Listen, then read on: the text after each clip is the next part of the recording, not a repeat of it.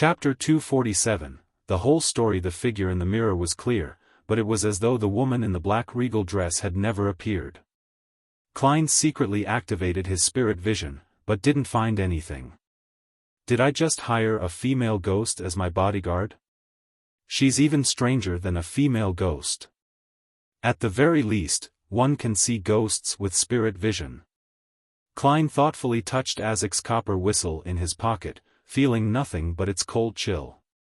Like before, it didn't have any additional changes. She's unaffected by the copper whistle. Seems like she isn't an undead creature. However, I can't be sure. Back then, the copper whistle was buried with me, but the corpses surrounding me didn't act abnormally. Was it because those buried in the cemetery have experienced a send-off by the priests and bishops? When does it work and when doesn't it? When this business with the ambassador is over, and if I'm still alive, I'll go to the cemetery and try to figure out the scope of its effect and its limits. I can't always carry a time bomb like this. Klein washed his face and walked out of the bathroom. Just as he picked up the newspaper in the living room and was going to read it in the living room or bedroom, he heard the doorbell ring. Klein's mind tensed up when he heard the tinkling sounds. He put on his coat, with all kinds of materials in it, and walked towards the door gingerly. He clearly knew that danger was approaching in the next few days.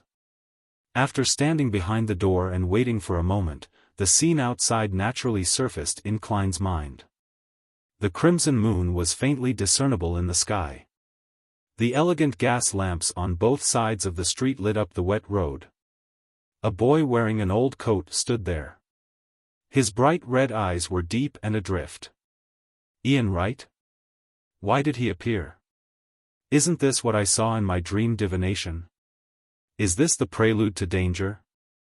Klein opened the door and took 2 cautious steps back. Detective Moriarty. Ian took off his brown top hat, bowed, and said in a low voice, "I came to apologize. I'm sorry to have involved you in such a dangerous matter." Klein creased his eyebrows and probed, "What you should have done is head to the police station." Ian looked around and bowed his head. "I just came out from MI9. Is that the name of the military's special department?" Klein stepped aside, pointed at the living room and said, "Maybe we can have a chat. I have to at least know what placed me in this situation." He sighed inwardly. Ian didn't stand on ceremony as he followed Klein into the living room and sat in the same spot as he did the last time. He was just about to open his mouth when Klein suddenly added, "If what you plan on saying will put me in greater danger, then there's no need to tell me about it. No, everything will soon be over." Ian had a calmness that was beyond his age. Klein was relieved and asked out of curiosity, "So, what exactly happened?" Before he could finish his sentence, he saw a figure emerge from the panes of the oriel window across the room, a black regal dress, long hair tied in a bun, blue eyes, delicate features, and a pale face. It was the woman who had previously greeted Klein in the mirror. This woman seemed to find an illusory high-back chair and sat down. Her left palm supported her right elbow while her right hand supported her face, pretending to listen attentively while appearing expressionless. For a moment, Klein was left at a loss. Ian, who had been silent for a few seconds, said softly, "In fact, Detective Zriel is a spy for the Fasak Empire. He adopted several vagrant children and taught them how to gather intelligence. I am one of them. So that's how it is. I was involved in a huge spy conspiracy."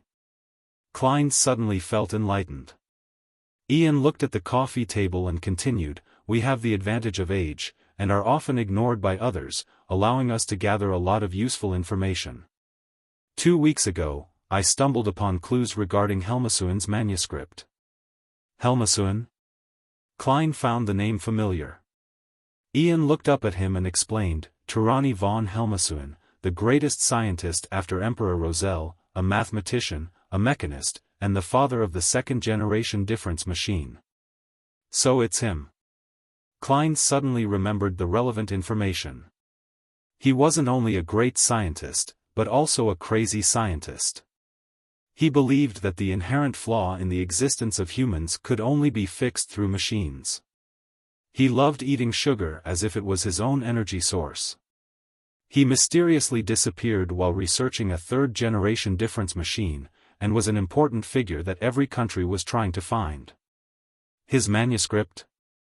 Does the manuscript involve third-generation difference machines? Klein asked probingly. A difference machine was a mechanical device for computing. It could effectively improve the efficiency of scientific research and various projects. In Klein's opinion, it was an alternative computer in the age of steam. Of course, it could only do computation at present. Ian shook his head. I'm not sure. I didn't actually see it. Perhaps, it had some related ideas. He paused for a moment, then went on to recount what had happened.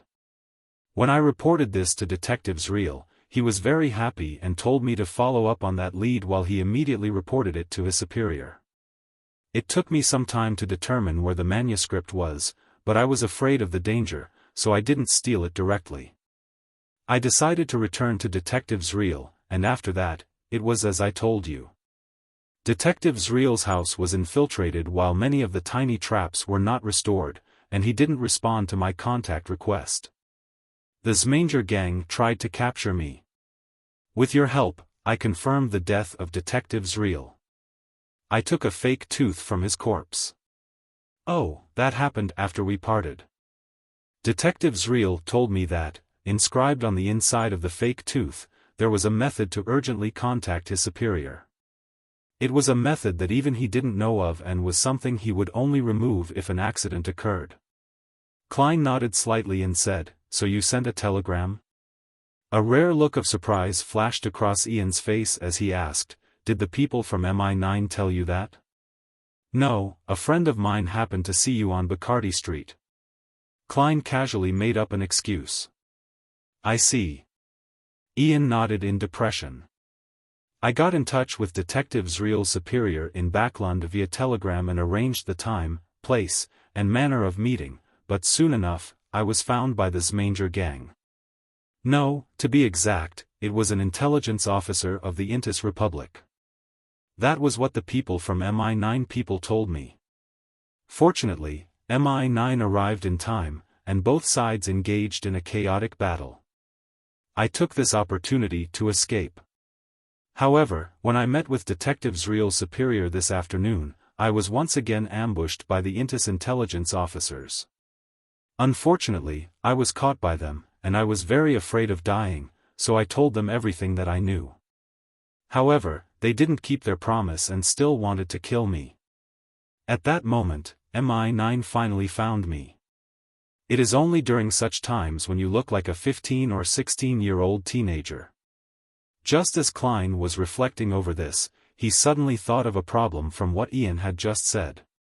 Back when he discovered that something important was left behind on Zriel's corpse and that Ian had successfully taken it away, he had written the matter off, thinking that the Beyonder was lacking in skill, and that the Beyonder had missed out on something because the mediumship provided little useful information. However, after confirming that the ambassador had a mid-sequence Beyonder of the seer pathway, the situation became extremely peculiar. With powerful mediumship, it was impossible for the fake tooth to not be discovered. Leaving the body in such a remote and hard-to-find place didn't seem like a trap. Combined with Ian's description, the answer was obvious.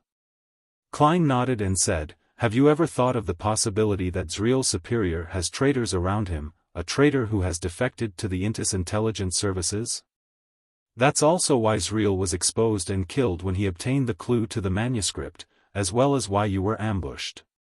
It was because the Intis ambassador had information about Zriel's superior, which was why he didn't pay much attention to the urgent communication method inscribed on the inside of the tooth. Zriel's report to his superior directly led to his demise." Ian fell into a daze when he heard that.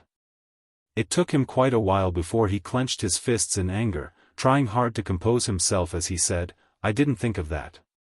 "You really are an excellent detective." He quietly let out a breath of air and changed the topic. I have divulged the whereabouts of the manuscript to MI9 and everything else. They also mentioned your predicament in passing. They didn't suspect me of lying, nor did they send anyone to watch me. All of them went to vie for the manuscript. However, with that kind of pressure, no one can lie. Having said that, Ian stood up and gave a deep bow. Please allow me to apologize again. Sorry to have involved you in this. Actually, you don't need to hide anything from me. Having understood the entire situation, Klein smiled and said, No, the main problem in this matter was because I made a mistake that made me end up in my current situation. As he was listening, he used Ian's description of the entire situation and his reflections of the past few days and confirmed that he had made 2 mistakes. When I discovered that Ian's matter ran deeper than it appeared, I still accepted the request. That wasn't a problem since I only felt that it involved gangs, and there would be, at most, 1 or 2 Beyonders who wouldn't dare expose themselves. But the divination lacked enough information and ended with a failure. This was within the limits of what I could have resolved by myself, and typically speaking, there wouldn't have been any trouble. I could even take the opportunity to come into contact with Backlund's Beyonders. After finding Zriel's corpse and confirming that the matter ran deep, I should have considered the sensitivity of my identity and decisively extricated myself from this case. I should have let Ian deal with the subsequent matters himself. This wouldn't be problematic and would be a rather careful choice. One of the mistakes I made was that I didn't flinch or reveal anything about Ian when Massault came to me. I only thought that he was from a gang, and that there were some Beyonders behind that gang. Who would have guessed that it would involve a figure like the Intis ambassador? Even more so, I never expected Massault to be so rash. After failing his mission, he didn't threaten, intimidate me or proceed with other options. Instead, he came straight to kill me so that mediumship could be performed. He didn't even give me the chance to regret my decision. As a result, my situation worsened. So, this isn't too subjective or too serious a mistake. The one mistake that really caused me to be in such a passive situation was a tiny mistake I made from the very beginning. I had rented the house and accepted the mission as Sherlock Moriarty without donning a disguise. This resulted in me not being able to flee after my identity as a Beyonder was exposed to the ambassador. Even as I acted horrified and frantic, making MI9 and the police department believe that my taking flight would only be normal, I didn't dare flee. I was afraid that when the ambassador failed to find a target for revenge, he would inform the officials about me. And according to my experience as a Nighthawk, most official enforcers like the Nighthawks, machinery hive mind, and mandated punishers harbor animosity towards uncontrolled Beyonders. They definitely wouldn't ignore me just because I'm a low-sequence Beyonder and would begin an investigation. In time, my looks will be clear evidence. I will then be pursued by high-sequence Beyonders from the Church of the Goddess because I resurrected despite having been involved with a Grade 0 sealed artifact. There's no chance for such matters to be suddenly forgotten or thought of as nothing by others. I had to plan for the worst-case scenario in advance, and if I only reacted when the ambassador took action, it would definitely be too late. Whether it's an assassination, finding a bodyguard, or buying items, all of them will require time. Only if the ambassador and his assistant dies or attention is diverted to the investigation of his death will I be able to resolve this latent danger. His assistant doesn't have an official status, so he can't interact with the officials. For a mere Sequence 9 or Sequence 8 at best, someone whose whereabouts are unknown, there's no reason to go through the effort to report me. Of course, his death is the best outcome, then there won't be any latent danger. Compared to finding Mr. Azek for help or having attention placed on me because of 0-08 again, as well as being pursued by high-sequence Beyonders, assassinating the ambassador is the relatively simpler choice. Even if it fails, I can only bear one of the two outcomes. Sigh, everything originated from a small oversight at the beginning. I just imagined that in a metropolis with over 5 million people and few people knowing me while I deliberately avoided the Nighthawks, there was no need for me to don a disguise every day, since it would be easier for others to notice something amiss. Yet, for such a small mistake, would have to pay over 10,000 gold pounds as the price without having any guarantee of resolving it. I'm really like a clown, with one mistake triggering a chain reaction, only to result in a desperate attempt to balance myself so as to please the audience. This is all because of my lack of experience. This is the first time in my 2 lifetimes combined that I've ever been a fugitive. Once this matter is completely resolved, exposing my identity as a Beyonder would no longer be that dangerous. They would only think that I obtained a potion while finding a bodyguard and not doubt my origins. Of course, I'll have to get used to wearing glasses and a mustache in the future so that the people around me will gradually get used to my new image. In the future when they ask me about me, they will only think of this new image. Having thought through the entire matter, Klein's laugh became more pronounced, making Ian feel strange. It's time for me to leave. I'll need to disappear for a while, otherwise, I might be thrown into jail. Ian put on his hat, bade farewell, and left. Klein didn't stop him, watching him disappear into the crimson moonlight, while the woman by the oriel window had disappeared without him realizing it. Chapter 248, Waiting from both sides. With both sides being aware of the whereabouts of Helmasuin's manuscript, this matter would come to an end tonight. Therefore, the ambassador would have the freedom to take revenge. Is this the reason for the impending danger? Klein gained a rough understanding of the divination results and the inexplicable omen. If he didn't have the language of foulness charm or the powerful bodyguard that cost him 1,000 pounds for 3 days, he would have shamelessly gone to the police station or the Church of the God of Steam and Machinery's headquarters in Backlund, St. Hireland Cathedral for a temporary stay. He could avoid any possible attacks and await the assassination of the ambassador. As for how successful the assassination would be, Klein wasn't confident either. He had already considered the worst outcome and had a plan for it. But now, with double the preparations, he no longer wanted to avoid it. He would stay at home and pretend that he knew nothing. Deep down, he was even looking forward to having his attackers come knocking at his door. Sequence 9 Hunter Massault was killed by me. If they send someone else again, they would at least be a Sequence 7, or even a Sequence 6 or 5. They might even come in numbers, but regardless, as long as I finish them, I'll obtain formulas and Beyonder characteristics. I can then make up for some of my losses. Yes, I'll tell Miss Bodyguard that I had good luck and managed to benefit from the black ear that I bought and became a Beyonder. After all, when the battle becomes intense, there's no way to hide it at that point. Besides, what I'm saying is nearly the truth. I did benefit quite significantly from the black ear. As Klein considered what would soon follow, he almost instinctively drew the sign of the crimson moon on his chest. May the goddess bless me that the Beyonder who comes is the one from the seer pathway. He prayed silently. As he thought of this, he looked around the room for his bodyguard. He was worried that she would run away without a sound after hearing the whole story. The lights in the dining room were warm, illuminating the coffee table, sofa, and chairs. There was no one else in the room except him. As Klein gradually grew nervous, he suddenly saw a face appear on the glass cover of the gas lamp in the living room. The face was pale, with pale gold hair and delicate looks. This lady is quite confident in her own strength. Klein's mind calmed down, and he whispered to himself, I'm also a Beyonder. I made a gamble on an item I bought from Kaspers's gathering and benefited from it, but it was only beneficial for me. What he said was true. No matter what method he had to face, these sentences would endure a truth test. But when these two sentences were put together, one would think that the benefits made him a Beyonder. The face on the glass cover nodded slightly and quickly disappeared without any other reaction. Klein's expression didn't seem to change, but he secretly exhaled in his heart.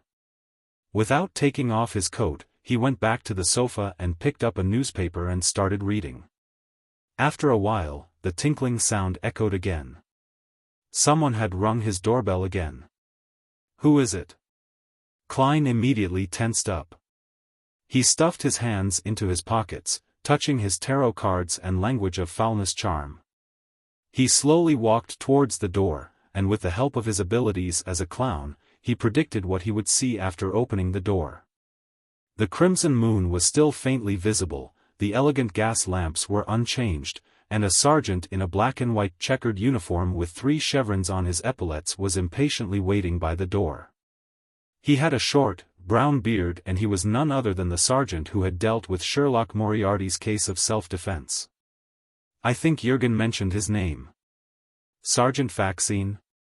Well, I can receive the £10 bail tomorrow or the next day. What is he doing here?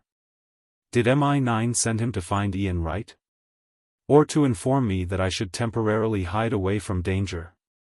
Confused, Klein grabbed the handle. Inside the Intis embassy of Backlund's West Borough, the lights were on. The scent of various perfumes and alcohol, accompanied by melodious melodies, stretched out to every corner. A ball was being held.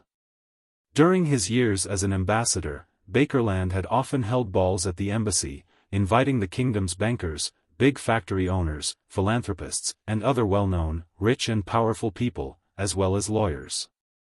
Random opportunities were also given to some of the lower-ranked merchants. In this atmosphere, he would tell the guests about the prosperity and openness of Trier, and how the Intis Republic was no longer dominated by the likes of the nobles, bankers, factory owners, and lawyers. They, directly and indirectly, took over a large portion of the parliamentary seats, determining the direction of the government policies, enjoying true freedom and high statuses. Today, Bakerland was doing the same thing.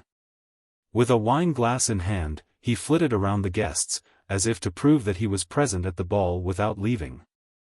They should have gotten the manuscript by now. After learning that Ian Wright appeared at the telegraph office from that trembling detective, I've been putting plans into action. Now is the time to reap the rewards. Bakerland, with his thin but classy face, took a sip of the blood-like Ormer wine and headed for the balcony, intending to take a breath of the cool night air. After learning that Ian had sent the telegram, as a veteran conspiracist and professional intelligence officer, Bakerland was acutely aware that Ian was contacting his superior's superior. Therefore, he quickly made the double spy, that had infiltrated the Fasak Empire's Backlund intelligence team, investigate and obtain the meeting time, location, and manner agreed upon by Ian and the team leader. After that, he pretended that nothing had happened and continued to send people to look for Ian near Bacardi Street. He successfully found Ian and also attracted the attention of MI9. According to his plan, his intelligence officer had deliberately let Ian go, so that MI9 would think that they were on the same starting line. After paralyzing his main opponent, he called in other unexposed intelligence agents to ambush Ian and the Fasak Empire's team leader. He wanted to find the manuscript and smuggle it out of the Lone Kingdom without being detected by the MI9. The situation had progressed as smoothly as he had expected, but the news that came back in the evening left his heart heavy. People from MI9 had actually appeared. They had appeared despite being supposedly fooled. With Rossigo around, it's definitely not because of divination. Besides, MI9 isn't good at divination at all. That means we have a spy among our ranks. Let's hope that Rossigo can be one step ahead of them and grab the manuscript to hand over to Shadow for extraction. Bakerland had deliberately organized the ball in order to avoid suspicion, but as such, he was unable to involve himself with the developments. All he could do was pray that his subordinates would amount to something. According to his plans, once Rossigo succeeded, he would immediately transfer the items to another intelligence officer, one that had never been activated before. Then Rossigo would lure MI9 away and, by creating some trouble, keep them out of sight and distract them from his partner. During this process, Bakerland requested Rossigo to kill the detective while he was at it.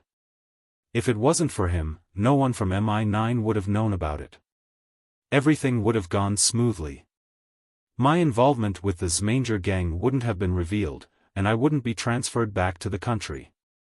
He actually didn't run away, thinking that Mi-9 would keep protecting him, and that staying at home is safer than running away? Bakerland rubbed his face. He had already received orders that after the operation regarding the manuscript had been completed, and he would hand all intelligence matters to the highest-ranking military officer at the embassy and await the arrival of the new ambassador. Bakerland was rather reluctant to part with Backlund.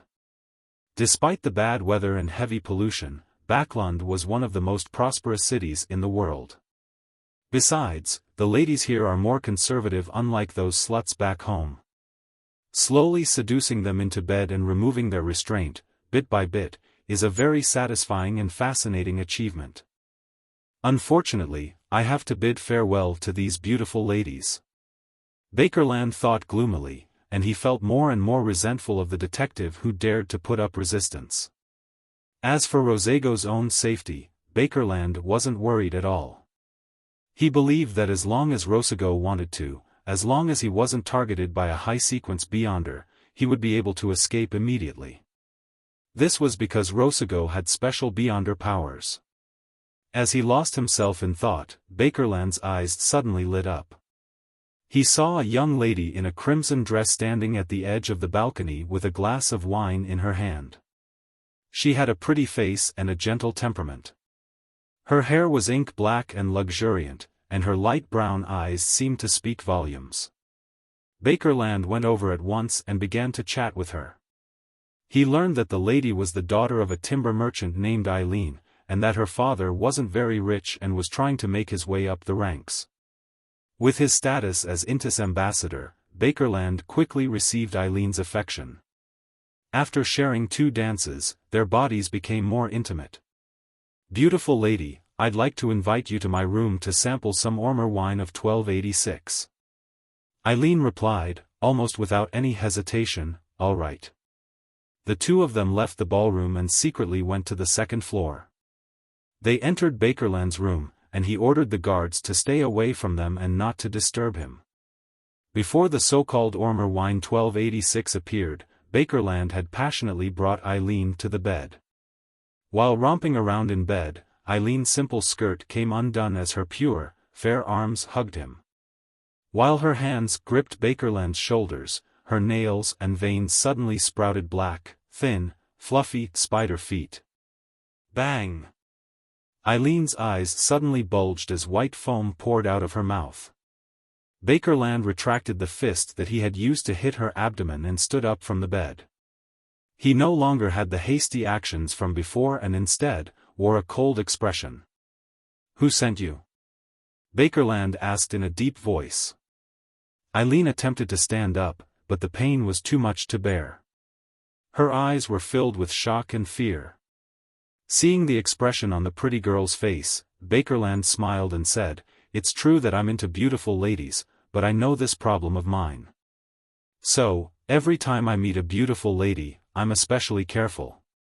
Speak, who sent you? Don't bother resisting. I'm very good at using fire." Chapter 249, The Assassination. Eileen clamped her mouth shut and angrily looked at the thin, smiling face of the ambassador, with a touch of terror. Bakerland stretched out his right hand, which was covered in a plume of orange flames that danced silently. He took 2 steps forward, making a gesture as if he was pressing his palm against Eileen's skin. This made Eileen think of the descriptions in many novels in which cruel interrogators would use red-hot iron to brand their target's body, bringing about an extremely painful experience. "No, I can't be that brutal to such a beautiful lady." Bakerland suddenly stopped his outstretched right palm and chuckled softly. He shook suddenly, turning the orange flame into a long red whip. The long whip ignited the air around it, which took on the form of thorns. Pow! Bakerland lashed his flaming whip at Eileen, burning her clothes and leaving a dark mark on her skin. Her face contorted as she screamed. "Who sent you?" Bakerland asked again in a gentle voice. Eileen's lips quivered a few times before she finally opened them. It was, as Bakerland subconsciously listened for the answer, his eyes suddenly turned bloodshot. "Oh no! Bakerland jerked back and rolled to the ground. In the spot where he had been standing, a flame rose up and formed a wall of fire. Splat! Splat! Splat! Rain like blood and flesh splattered against the wall and produced sizzling sounds. Some of them penetrated the flame, leaving a thin trail of blood on the ground. At the end of this path was the Intis ambassador, Bakerland, who had stood up once again.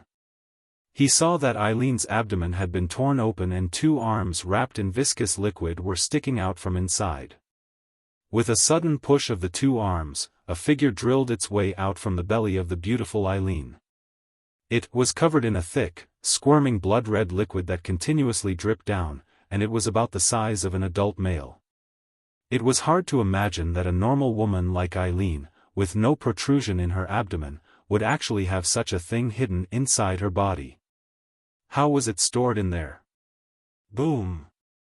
The body below Eileen's head exploded completely, turning into pure flesh and blood, surging into the form of a humanoid figure, and mixing with the dripping liquid to turn into a strange red robe.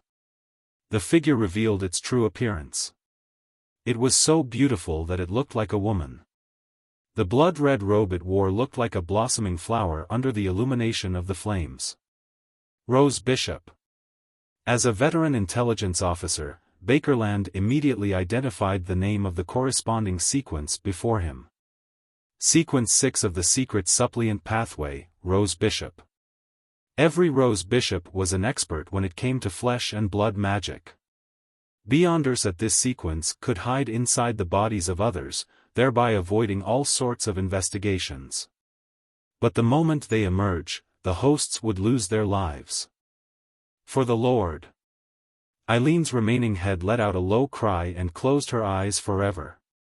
The Rose Bishop stretched out its right hand and tapped its chest 4 times in the order of bottom to top, right to left. With the color of blood and the light from the flames reflecting in his eyes, he looked at Bakerland and took a sudden step forward with his right foot, passing through the wall of fire. He didn't receive any damage from the fire, with only dark red liquid that continuously dripped down. Bakerland retreated once again as he suddenly raised his voice. Someone! Help me! Although his most capable assistant, Rosigo, and several intelligence agents had been sent on a mission, there was still no lack of Beyonders in the embassy. They were military officials who had received permission from the Lone Kingdom. They were the defensive forces that were available. 1 Sequence 5, 1 Sequence 6, 3 Sequence 7s, and a combination of nearly 10 Sequence 8s and 9s. Bakerland's voice echoed around the room, but it didn't exit the premises. The music outside didn't stop and the ball continued. It was as though the room had become a completely isolated world. This, Bakerland stopped his shouting, narrowed his eyes, and looked around. The Rose Bishop was in no hurry to act. He said with a chuckle, "It was by your own will, the rules that were decided by yourself. You told the guards not to disturb you or come near, or let anyone close. Yes. I simply magnified your will and rules and made a slight distortion. If you want to escape this isolation, you have to defeat yourself." Bakerland's expression changed slightly. What appeared to be the compliance of rules was, in fact, a distortion of them. The characteristic of using the power of authority to serve oneself made him think of another sequence's name. Baron of Corruption. Bakerland growled. This was the lawyer pathway, which was sequence 6 of the Dark Emperor pathway. Before he could finish his sentence, Bakerland's face suddenly turned extremely gloomy as he blurted out, "Shepherd. You're a shepherd. Who are you from the Aurora Order? Mr. A? Why are you assassinating me?" The Rose Bishop, "No," Shepherd chuckled. "You don't need to know who I am. Accept the Lord's blessings." His body suddenly stiffened before he could finish his sentence. It was as though his joints were covered in rust, and he seemed to have turned into a puppet. Bakerland laughed rapturously. The gloominess from before disappeared in an instant. He took out a white handkerchief from his left breast pocket and wiped the corner of his mouth. I'm glad that you were able to chat with me for so long. It gave me enough time. After the white handkerchief was taken away, a thumb-sized head emerged from his left breast pocket. It was the head of a puppet with completely black eyes. The shepherd opened his mouth and was about to speak when he heard a hollow voice that seemed to come from afar. You, after pausing, his body suddenly burgeoned, and his skin turned dark. Two curved goat horns with strange, sinister patterns sprouted from his head, as well as wings behind his back that reeked of sulfur when they flapped. The shepherd instantly moved 3 meters forward, having transformed into a devil-like creature. But even so, it was as if every one of his joints was firmly shackled. His movements were stiff and slow, and his thoughts were starting to blur. You still have the power of the devil? As expected of a shepherd, let me send you to your lord. Without further ado, a flaming long spear with a blazing white tip materialized in the middle of Bakerland's right palm. He bent his back, about to throw the spear to pin the shepherd to the wall and burn him to ashes. Sequence 7 Pyromaniac of the conspiracist pathway had the ancient name, Fire Mage. Cough. Cough. Cough. Cough. At that moment, Bakerland began to cough violently, coughing so hard that he felt as if he was about to spit out his heart and lungs. His flaming spear lost control from his coughing and disappeared, inch by inch. His face flushed red and his forehead was scorching hot from his coughing fit. His influence on his enemy, that he derived from a mystical item, was lifted. The shepherd was freed from his sluggishness and returned to normal. Why do you think I was having such a long chat with you? How does severe pneumonia and an unstoppable cough feel like? The devilish face asked with the corners of his mouth hooked. Upon hearing these words, Bakerland suddenly recalled the enemy's beautiful and enchanting appearance when he first appeared, and regretfully said, Cough. Cough.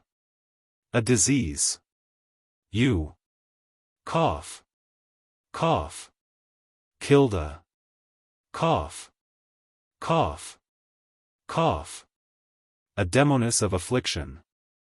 The shepherd dispelled his devil-like form as his figure turned into a series of stacked afterimages. He chuckled and said, No, I only received a gift from Saint Tenebris. I know conspiracists have all sorts of means available to them, so, I'll be using my strongest ability now, so that you won't have any unnecessary hope. A book appeared before him, a translucent and blurry book. The ancient book flipped rapidly and with a soft chant, I came, I saw, I record. As long as I have recorded it, I'll be able to use it once. This is an ability that Saint Tenebris had deliberately demonstrated to me. Although I only have half of its original effect, it's still enough. The shepherd's voice turned hollow, and his body was enveloped by the darkness that spewed out from the book. He quickly turned into a small giant, about 3 to 4 meters tall. His entire body was covered in cold, black armor. At the space where his eyes should be, there were 2 glowing crimson-red blobs. The Dark Knight raised a broadsword in his hands, took a step forward, and delivered an unrelenting chop. No! Why? As Bakerland tragically screamed, the layers of flames that gushed out of his body were split apart. All sorts of lights exploded and were split open, and his body was split into 2 halves. Thud! Bakerland fell to the ground. No blood came out of his massive wound. Even his soul seemed to be corroded and destroyed by the black sword that didn't seem to exist. Boom! Boom! Boom! The plumes of fire that spewed out of Bakerland's body lost control, causing the blast that shook the room and sent the glass rattling. And at that moment, the isolation that had been created by his own will vanished with his death. The shepherd didn't stop, nor did he wait for the Beyonder characteristic to appear. He restored his inconspicuous appearance and seized the opportunity before the military officials of the embassy arrived, sprinting through the layers of walls and into the darkness outside. At 15 Minsk Street, Klein paused with his right hand on the handle. He decided to throw a coin before he opened the door. Since Ian had already come, the revelation that he had seen in the dream had already happened. That meant that danger could come at any moment. While muttering the words, "The visitor outside will bring danger," Klein flicked up a quarter pence and watched it fall to his palm, its number side facing up. Negative. Klein muttered to himself as he reached for the handle. However, he didn't let his guard down. He knew that there was a mid-sequence beyonder of the same pathway as him on the ambassador's side who could interfere with his divination. If it was that person, it would be normal for him to get the wrong result. It's a pity that I don't have the time or an opportunity to investigate it above the grey fog. Klein looked through the door for a moment with his spirit vision. Realizing that nothing was amiss, he opened the door and took 2 steps back. Dressed in a black and white checkered uniform, Sergeant Faxine took off his hat and said with a serious expression, "I've been sent by the higher-ups to tell you that you must be careful tonight and tomorrow. Be careful of strangers." Chapter 250, Rich Experience in Courting Death, All right. Klein nodded solemnly. Sergeant Faxine touched his short hair and said, "There are other arrangements. I'll explain them to you in detail, and you can decide on your own." He cast his gaze towards the living room. Klein made a polite gesture of invitation, then watched as Sergeant Faxine closed the door behind him, walked over to the sofa, and sat down. "What are your plans?" Klein kept his coat on, hands still in his pockets.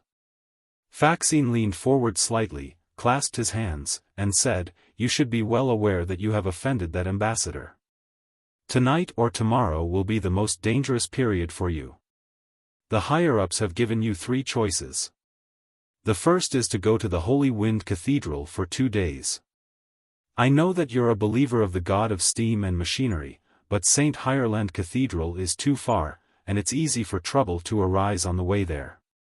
Klein nodded indiscernibly and waited for the sergeant to give him the second choice. Suddenly, his vision blurred and his head went numb. He felt as if there was a layer of thick glass around him. He saw that Sergeant Faxine's opening and closing of his mouth was slowing down, and he noticed that his thoughts had become sluggish. This feeling was very familiar. Klein suddenly thought of the puppet from the Antigonus family, sealed artifact 2-049. Back then, he was repeatedly affected in a similar way, but he had been awakened by Captain Dunn Smith and the others. To ensure that the others could detect any abnormalities in a timely manner, they kept stretching and retracting their arms. The Antigonus family holds the seer pathway. This person's ability is similar to the Antigonus family's puppet. He is the mid-sequence beyonder of the seer pathway. As expected, it's him.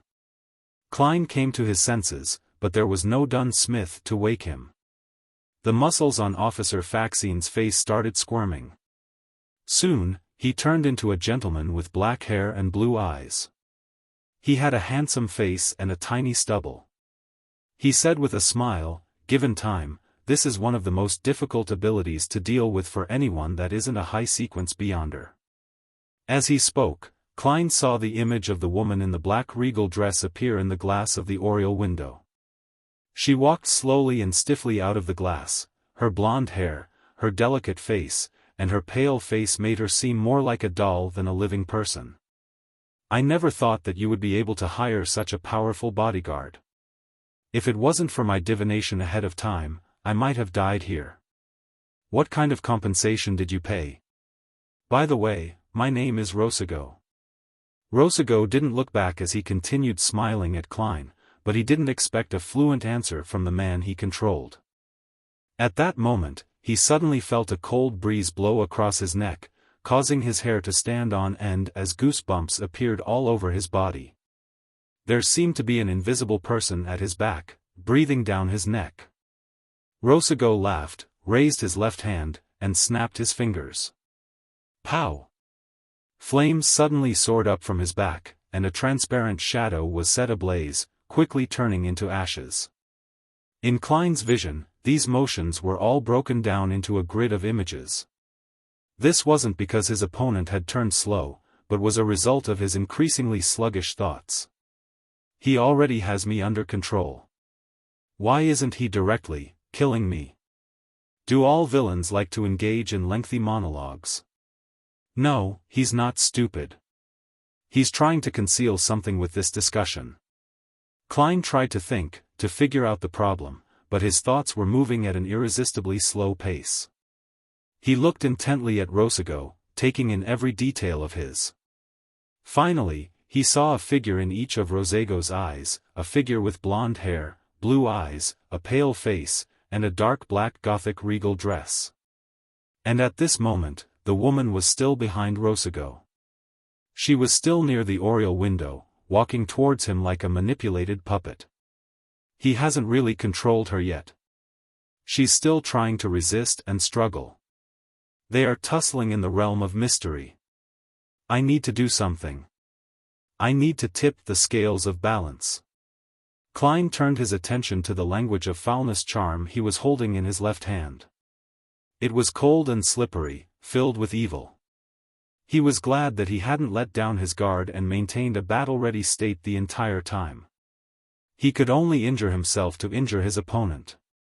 Klein gathered his strength and struggled to speak. His vocal cords seemed to have rotted, and his throat squirmed in difficulty.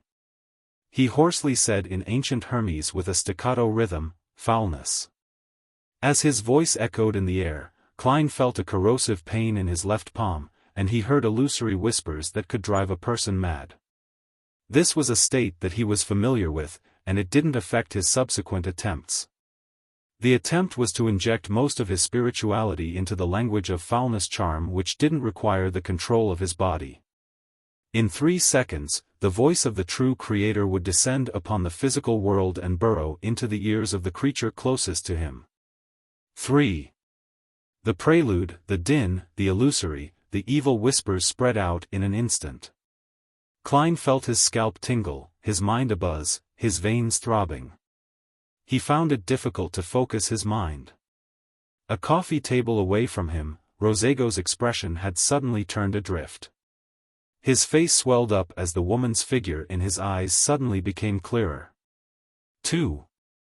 The pale woman in the black regal dress behind him quickened her actions, but soon, she frowned in pain. At this moment, Klein felt the weakening of the influence as he wished, regaining his smooth thought processes, and felt as though his joints were once again filled with lubricant.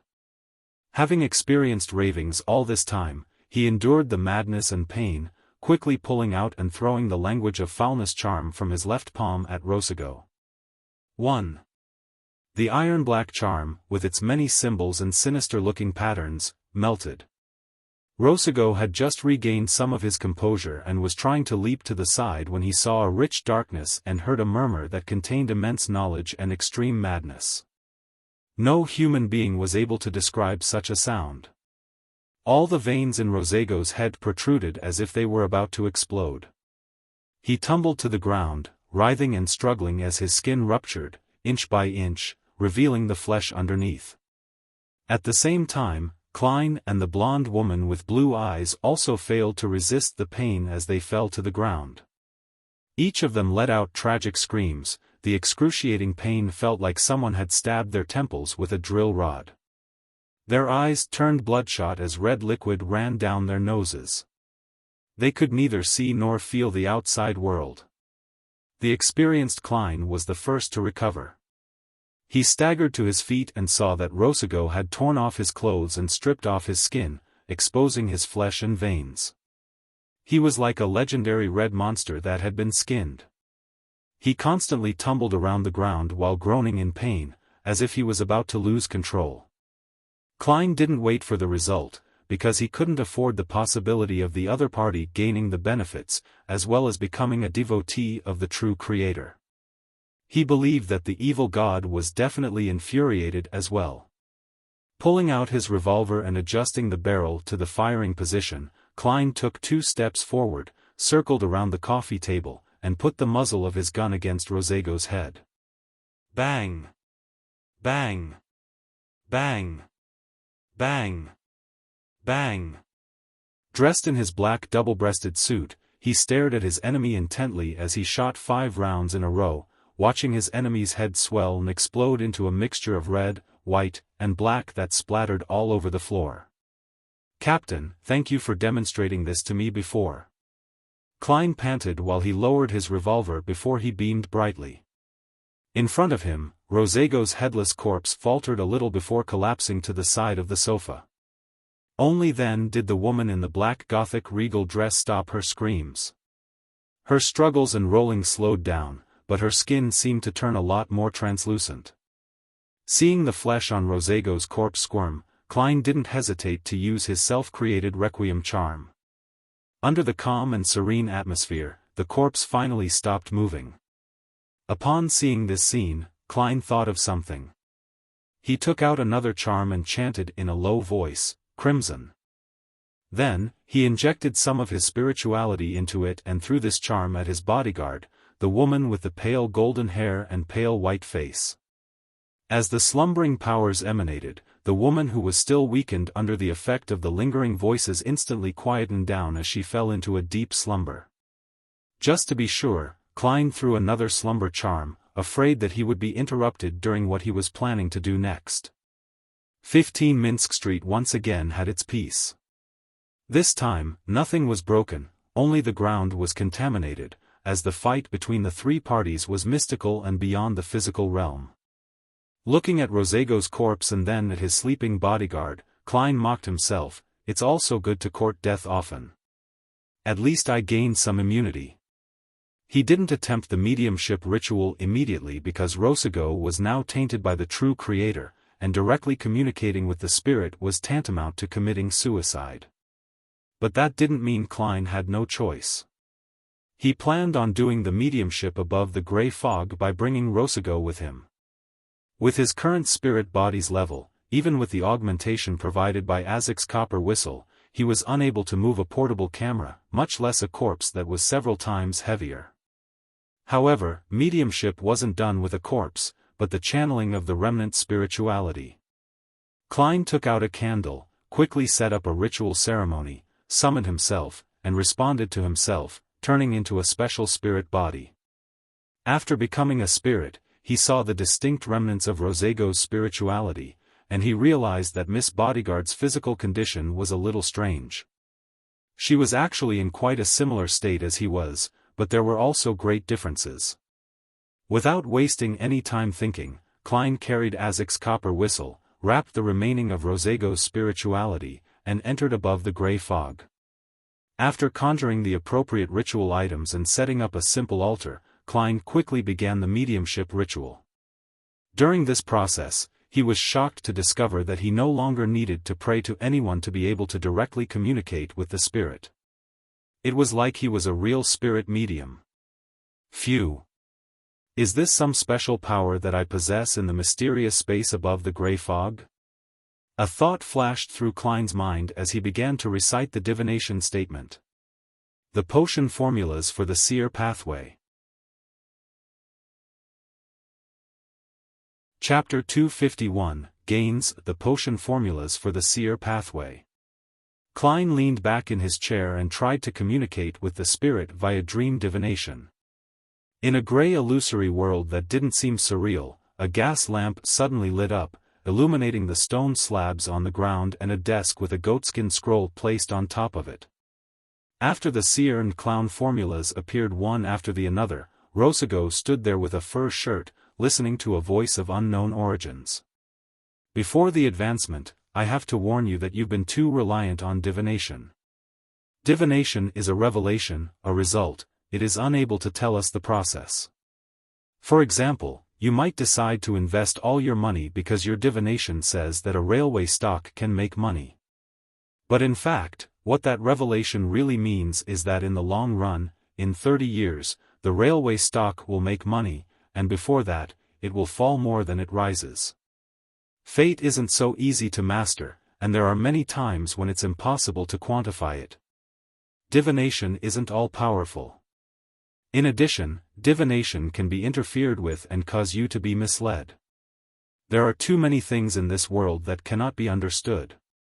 If you completely rely on divination, then you'll definitely die because of it. Divination is a revelation.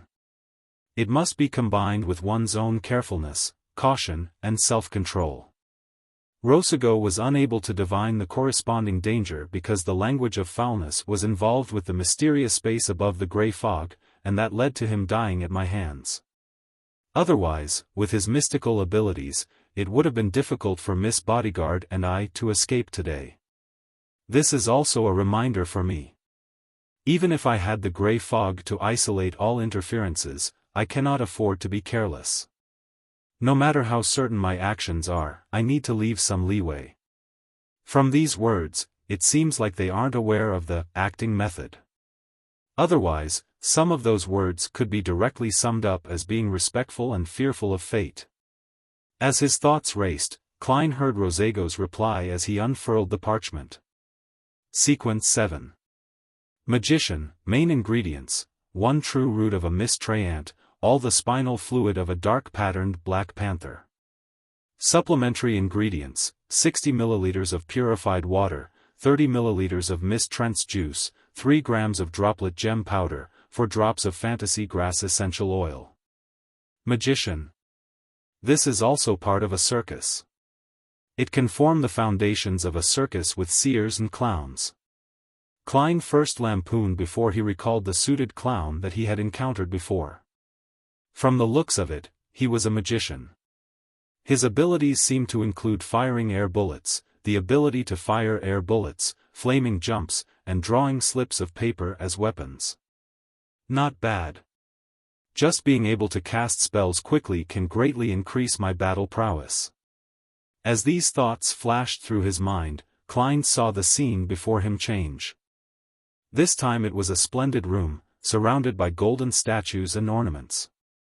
It was the same voice from before, but it reminded Rosago of the same thing. According to my experience, after you consume the faceless potion, you have to remember this point: you can disguise yourself into anyone, but you are ultimately yourself. Faceless? Sequence 6 of the Seer Pathway is Faceless Man. This should be the Beyonder power that allowed Rosago to transform into Officer Faxine. From the looks of it, the fake detective's reel was also played by him. Creeping hunger allowed Kalangos to transform into a person with different looks. This matches this Beyonder power. From the looks of it, some faceless died at his hand. Such a power cannot augment a person in a straight-up battle, but it's more useful than 90% of all Beyonder powers in many occasions. It's no wonder that Rosago dared to come and attempt to kill me, and wasn't afraid of falling into a trap. This power is of great significance to me. At this thought, Klein's eyes widened as he saw Rosago pick up a thin gold page with words written in Hermes. Sequence 6, Faceless, main ingredients, mutated pituitary gland of a thousand-faced hunter, characteristic of a human-skinned shadow. Supplementary ingredients, 80 ml of a thousand-faced hunter's blood, 5 drops of black jimsonweed juice, 10 grams of dragon tooth grass powder, 3 strands of hair from a deep-sea naga. Thousand-faced hunter? That seems to be a type of dragon, but not a particularly powerful kind. It shouldn't be a dragon of the spiritual system, but it's still extremely rare. It's almost extinct. Klein instantly recalled the corresponding mysticism knowledge. At this point, the scene before him didn't change, but Rosago's attire and location did. He wore a white wig, a dark tuxedo, and had a thick beard. This advancement is no longer as simple as before. The potions must be consumed in conjunction with a ritual. If you succeed, you'll obtain one of the most irresistible Beyonder powers beneath that of the high-sequence Beyonders. The speaker's voice had changed, turning into one that sounded even older. Having expected that, Rosago asked, "What's the ritual?" "Go to the sea, find a mermaid, and drink the potion while she's singing." The speaking old man opened an ancient book that depicted countless mysterious symbols in it. Suddenly, a ray of light flashed from the book's surface as lines of ancient Hermes appeared in midair. Sequence 5, Nimblewright Master. When Klein saw this, he suddenly had a headache. It was a signal that his spirituality was close to being drained. In the previous battle, just the language of foulness charm, alone, had consumed most of his spirituality. Later on, not only did he use 3 more charms from the Evernight goddess's domain, but he had also summoned himself and responded to himself. To hold out until now showed how much progress he had made compared to before, as well as the noticeable improvement in the digestion of the clown potion. The scene flickered and was on the brink of shattering. Klein held on and scanned the remaining content of the formula. Main ingredients: dust of ancient wraiths, core crystal of a 6-winged gargoyle. Supplementary ingredients: 80 milliliters of spring water from Sonia Island's Golden Spring, 10 grams of Drago bark, remnant spirituality of ancient wraiths, 1 pair of eyes from a 6-winged gargoyle. Advancement ritual: consume potion in the midst of a singing mermaid song. Gotcha. Klein stopped holding out any longer as he allowed the dream to shatter into countless illusory specks of light that disappeared. He pinched his forehead, almost fainting. As the remnants of Rosego's spirituality and the hints of madness faded away, he was pushed back into the real world by an invisible force. The ground, stained with blood, brains, hair, and all sorts of fragments, entered Klein's vision. He bent over and retched a little, clearing his head a little. I'll be sent out of the mysterious space above the gray fog when I'm out of spirituality. Klein looked around and saw that Miss Bodyguard was still asleep. He hurriedly extinguished the candle, tidied up the items related to the ritual, and then panted heavily. After a while, he finally regained some of his spirituality. At that moment, a gust of cold wind blew at the back of his neck, causing him to shiver as his mind froze. Klein turned his head abruptly and looked at the oriel window again. He saw that Miss Bodyguard in her black Gothic regal dress had woken up and was floating in the air. Her pale blonde hair and pale face seemed to have diminished a little. Her entire person seemed less corporeal, to the point of her skin appearing somewhat transparent. Klein quickly explained according to the explanation he had thought of. After I blew his head off, I discovered that his body was still squirming. Because I was afraid he would come back alive, I quickly used all the charms on me. I was very nervous and panicked at the time. It might have affected you. This is probably the risk that the divination had revealed earlier. If she's not satisfied with the explanation and thinks that I attacked her, then I'm finished. Klein thought nervously. His true feelings made his performance even more perfect. Miss Bodyguard lowered her head and looked at herself, then asked with an unperturbed tone, "What charm was it at the beginning?" "I bought a black ear at the gathering for £400. I was told that I could hear the voice of a great existence, and that if I was lucky enough, I would benefit greatly. If I was unlucky, I would die on the spot. Back then, I couldn't get a bodyguard, and since I was in such danger, I could only take the gamble." The result was pretty good, Klein replied absolutely truthfully. "When I heard the voice of the great existence, that black ear shattered by itself and turned into such a charm." Miss Bodyguard's blue eyes swept over him slowly. The room was silent, as if it was frozen. Finally, the lady in the black regal dress nodded. "You'd better find a psychiatrist." "Do you mean that I've become a potential lunatic?" "Yes, she has guessed that it was a relic of a listener, and she understands that Rosego's spirituality must have been tainted by the true creator. She wouldn't suspect that I had deliberately made her sleep to take that opportunity to perform a mediumship. It would also explain why I had gotten rid of the effects of the ravings faster than she did. After all, I'm a potential lunatic created by the true creator."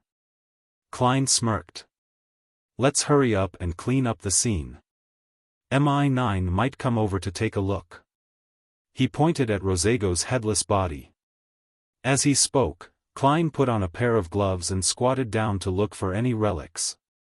He quickly found more than £10 in cash, some essential oils and herbal powder, 2 crudely cut paper figurines, and a strange piece of paper. This piece of paper was orange in color, and on it were symbols corresponding to the sun. The magic emblem formed a blank rectangle, and just by holding it in his hand, he found it very warm and sedate. What is this? Klein didn't hide his puzzlement. Without him realizing it, Miss Bodyguard was already floating behind him. She answered simply, a mystical object corresponding to a notary. Notary? Klein was surprised at first, but he soon remembered that Rosago was an intelligence officer in the Intis Republic. People there believed in the eternal blazing sun and the god of steam and machinery.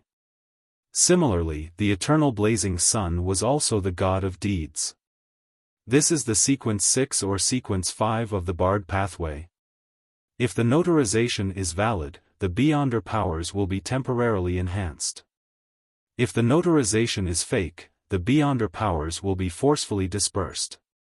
Miss Bodyguard didn't explain any further and gave a rough description of its use. Klein was about to say something when he saw an eerie glow emitting out of Rosago's headless body and bloody brain mush. They attracted each other to form a blob that transformed into a black, pupilless eye. Then, what is this? Klein asked again, feigning ignorance. Something worthless. Miss Bodyguard maintained her way of speaking. Worthless? Klein asked with a frown. He actually understood what Miss Bodyguard meant. Normally, if Rosago eventually lost control, he would leave behind a strange and terrifying sealed artifact. If he didn't, his Beyonder characteristic could be used as the main ingredient of a Nimblewright master. In short, it would be of great value. However, the problem was that he hadn't lost control but was also tainted by the true creator. Hence, it had become a potion's main ingredient that was branded by an evil god. Using it to concoct a Nimblewright master potion was equivalent to committing suicide by ingesting poison. Miss Bodyguard looked at the entirely black eye and said in a low and ethereal voice. It has been contaminated by an evil god. It has no value anymore. If it really is of value, and one that's very valuable, would even worry that you'd finish me off in passing. Klein pointed at Rosago's remains and said, these are our common spoils of war. We'll each pick a few. You first. Miss Bodyguard shot him a glance. Without a word, she floated over and took the notary document. Just like I thought. In the future, should find and learn the knowledge in mysticism to remove an evil god's contamination. Klein took out an iron cigarette case and bent down to pick up the black eye. Chapter 252, Epilogue. As soon as Klein's fingers touched the black eye, he heard illusory sounds as a throbbing pain seared through his head. But, at the same time, something strange appeared in his vision. These were countless illusory black threads that spread out from Miss Bodyguard and his own body. They emanated from their bodies, out into the void toward some boundless distance.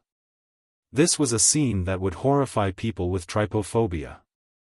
Klein suddenly gritted his teeth, unable to endure the corruptive feeling any longer as he placed the black eye into the iron cigarette case. Everything restored to normal, and the negative side effects he suffered subsided. Only then did Klein have the energy to make guesses. Is that the essence of a Nimblewright master's Beyonder powers? It allows one to see and control certain threads connecting every person's body and spirit?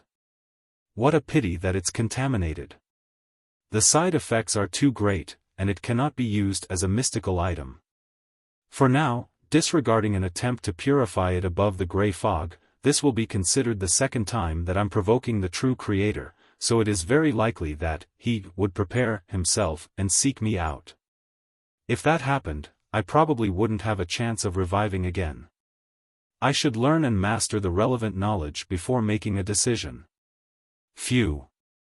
He exhaled, and after Miss Bodyguard chose the crude paper figurines and the corresponding materials, he bent down again to pick up the 13 pounds 5 soldi and 8 pence.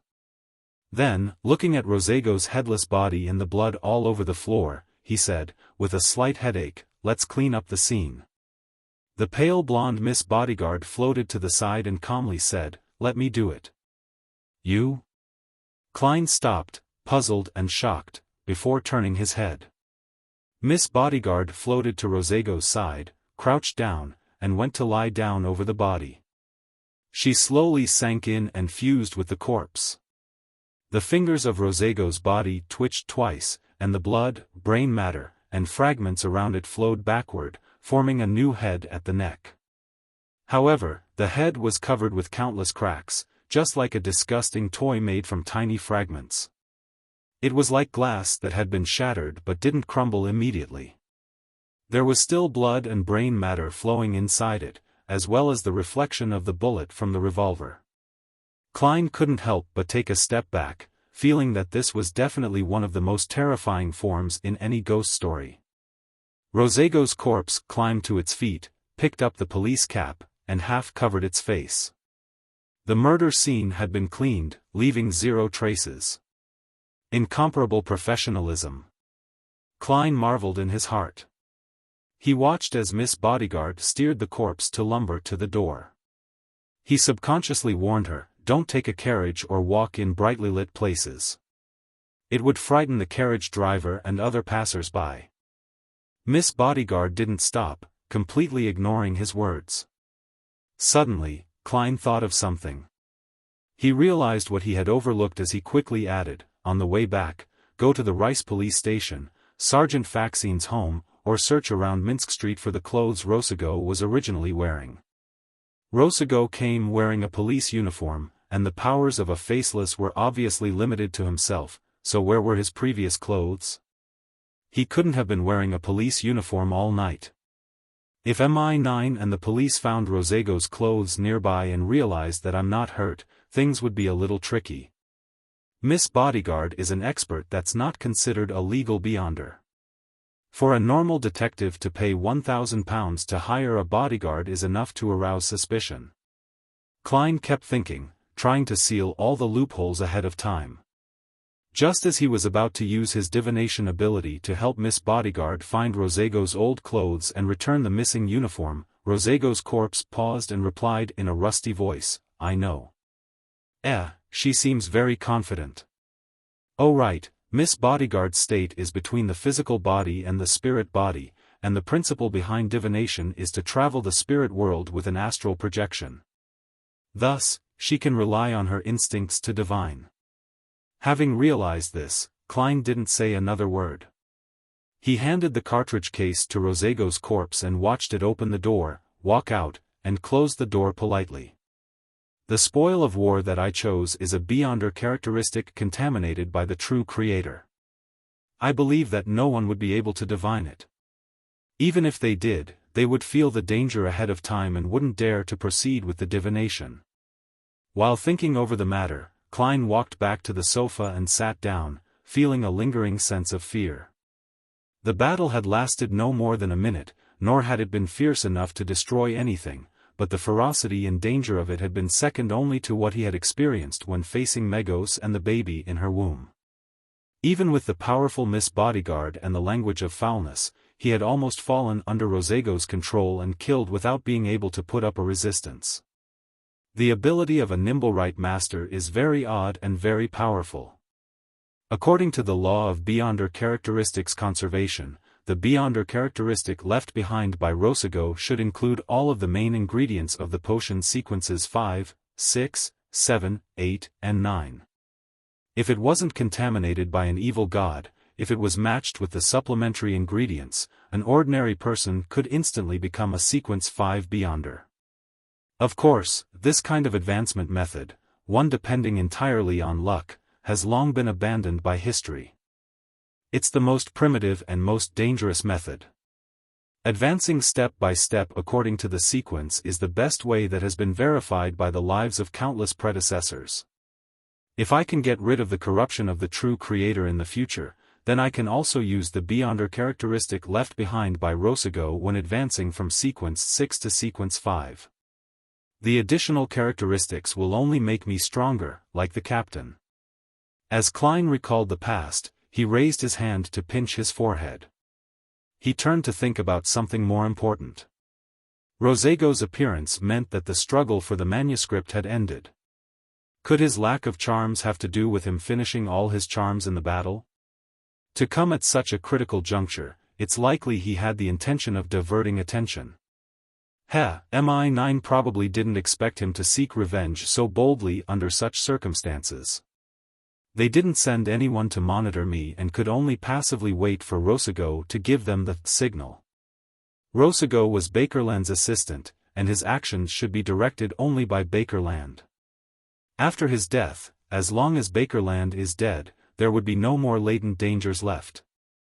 I wonder if the assassination has begun or if it succeeded. Tonight, because of the battle over Helmasuin's manuscript, the powers defending Bakerland would be at its weakest. If it were me, I'd definitely not miss this opportunity. I'm sure Bakerland didn't think that someone would assassinate him. With nothing to do, Klein fished out a coin and, recited with a suppressed tone, "Bakerland is already dead." Ding! The penny tumbled in the air and fell down into the palm of Klein's hand, head facing up. It meant a positive result. Bakerland is dead? The assassination was a success?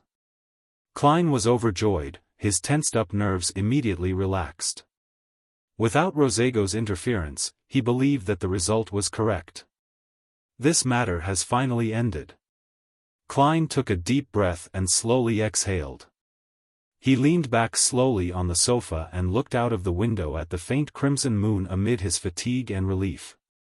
Inside the Intis Republic's embassy, 2 military officials were squatting beside Bakerland's body, examining the cause of his death. Their partners and their superior had already gone out, chasing in a bid to capture the assassin. However, everyone knew that it was already too late. There was no hope left. There's severe lung damage, suspected to be the result of a disease. An extremely strong fatal blow, one much stronger than all the Sequence 5 Beyonder attacks I've ever seen, one of the military officials said in a low voice. Disease? On the floor and on the bed, there are obvious marks of flesh and blood magic on the ground and on the bed, but none on the wall. Besides, the commotion of the fight wasn't transmitted outside. Finally, with the lethal blow having the characteristics of corruption and obliteration, there are at least 4 unconnected Beyonder powers. Another military official stood up and began to describe the situation as if he was talking to himself. He suddenly stopped and looked at the other military official. They said in unison, "Shepherd." After a few seconds of silence, the squatting military official frowned and said, "It might be a group with at least 4 different Beyonders, then, we'll wait to be judged. It's normal for us not to discover the infiltration of a single Rose Bishop, but how did the other 3 do it? It's impossible." The standing military official denied the guess as he hesitantly said, "However, I have heard of another sequence that can create similar effects. I think it's called Scribe. I don't know what pathway it is, nor do I know which organization it belongs." The squatting military official nodded and said, "A shepherd is the prime suspect. The Aurora Order are a bunch of lunatics. It's nothing odd for them to do anything. Let's begin investigating the identity of the woman that seduced the ambassador. Damn it. The Lone Kingdom definitely won't permit our investigations. Those Aurora Order bastards are lunatics who deserve to be fucked by donkeys." The standing military official shook his head in frustration. They were bound to be punished for the ambassador's assassination. At 15 Minsk Street, Klein pretended as though nothing had happened. Putting up with his fatigue, he flipped through the papers. After about 20 minutes, he suddenly saw Miss Bodyguard, in her black regal dress and long, pale blonde hair, appear in the oriel window. "Is it done?" Klein subconsciously asked. Miss Bodyguard nodded slightly without a word. Phew. Klein thought for a moment before saying, "Thank you for your protection. This matter ends here. I'll pay you the remaining £900 in 2 days. As you know, there's a withdrawal limit. Or should I hand it over to Merrick?" The pale-faced lady opened and closed her mouth, her voice seemingly ethereal as it echoed in the air. "Just give it to me. I promise to protect you for 3 days, not just once. Lady, you really abide by the contract. However, this would be very inconvenient for me. Are you going with me to catch the adulterers in bed tomorrow? 3 days. Today is Thursday, and the protection would be over by Sunday afternoon. Yes, thankfully, it wouldn't affect the tarot gathering. Klein rubbed his forehead and said, all right. How should I address you? You don't need to know. Miss Bodyguard lifted her Gothic regal dress, bowed slightly, and disappeared from the oriel window. Chapter 253, Night Thoughts. She really has, quite the character. Klein smiled in response to Miss Bodyguard's reply, a very obvious smile. Yes, to be able to fend off Rosago, a nimble-right master, for a short period of time to the extent of having a Sisa battle, she's most likely a Sequence 5 Beyonder. I wonder what sequence pathway she belongs to and what her potion name is. Her state is rather unique. If it weren't for her, I wouldn't have even had the chance to use the language of foulness. Klein picked up the newspaper beside him and pretended to read, but he was actually thinking. However, he quickly turned his attention back to the issue of whether there were still loopholes on the matter. For example, the contaminated Beyonder characteristic left behind by Rosago had an intense luster of spirituality. It was very likely that it couldn't be concealed by the iron cigarette case alone, so it would be exposed under the prying eyes of others using spirit vision. Klein secretly activated his spirit vision and looked down at his pocket. He could see faint colorful lusters emanating from within the iron cigarette case, but it wasn't obvious and was rather thin. This was mixed with the color of his own aura, making it difficult to distinguish or detect it. That's right. Only a high-sequence Beyonder can identify it through 2 levels of interference. No wonder all kinds of materials like herbal powders and the corresponding essential oil extracts are kept in metal bottles and not wooden vessels. It's because they contain spirituality, and those with better spirit vision can see through wood and see the color of the auras. Klein suddenly understood some of the important details in mysticism. In the past, he did things according to the rules without considering the reasons behind them, but now, he understood the underlying reason behind the rules. After repeatedly checking and ensuring that everything was in order, Klein put down the newspapers and walked to the 2nd floor. He had originally planned to take off his clothes and take a bath to completely relax himself, but when he thought of how Miss Bodyguard could appear out of nowhere in his house, he felt a little uneasy.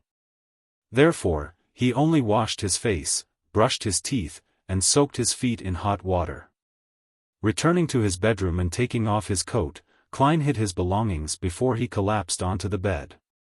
As he was exhausted and had held on for quite a while, he ended up with tense nerves that prevented him from quickly falling asleep. Opening his eyes to look at the crimson moonlight on the ceiling, Klein didn't attempt to sleep with the help of cogitation. Instead, he aimlessly unfurled his thoughts, as if he were riding a horse without pulling at the reins. As his thoughts wandered, he quickly noticed a problem, having encountered too many coincidences in Tingen City and later learning how it was related to sealed artifact 0-08. My second case after arriving at Backlund allowed me to get the next 3 potions formulas. Is that too much of a coincidence? Although this is in line with the revelation from my divination, Backlund contains the opportunities for me to become powerful. Isn't it too fast and simple? Simple doesn't refer to the difficulty, but rather to the degree of twists and turns in the matter. This matter was very difficult and dangerous, but it wasn't complex and appeared simple. According to my expectations, I would have gathered information regarding the secret order through Miss Justice, Mr. Hanged Man, and Miss Zio and her companion, and then I would catch the tail of this ancient organization. After numerous twists and turns, would eventually obtain the formulas, and that would have taken at least 3 months. Who knew that I would have succeeded in less than 3 weeks? It can't be that it was arranged by someone again, right? Yes. Let me think through the circumstances again. It's no coincidence that the Intis Republic is related to the secret order. Emperor Rozel's diary has confirmed this circumstantially. The abilities of the seer and faceless are very suited for an intelligence organization. For a mid-sequence beyonder of a similar pathway to become the assistant of an intelligence czar like Bakerland is reasonable and normal. That's not a coincidence. The reason that the ambassador sent someone to take revenge on me likely has to do with him wanting to divert attention.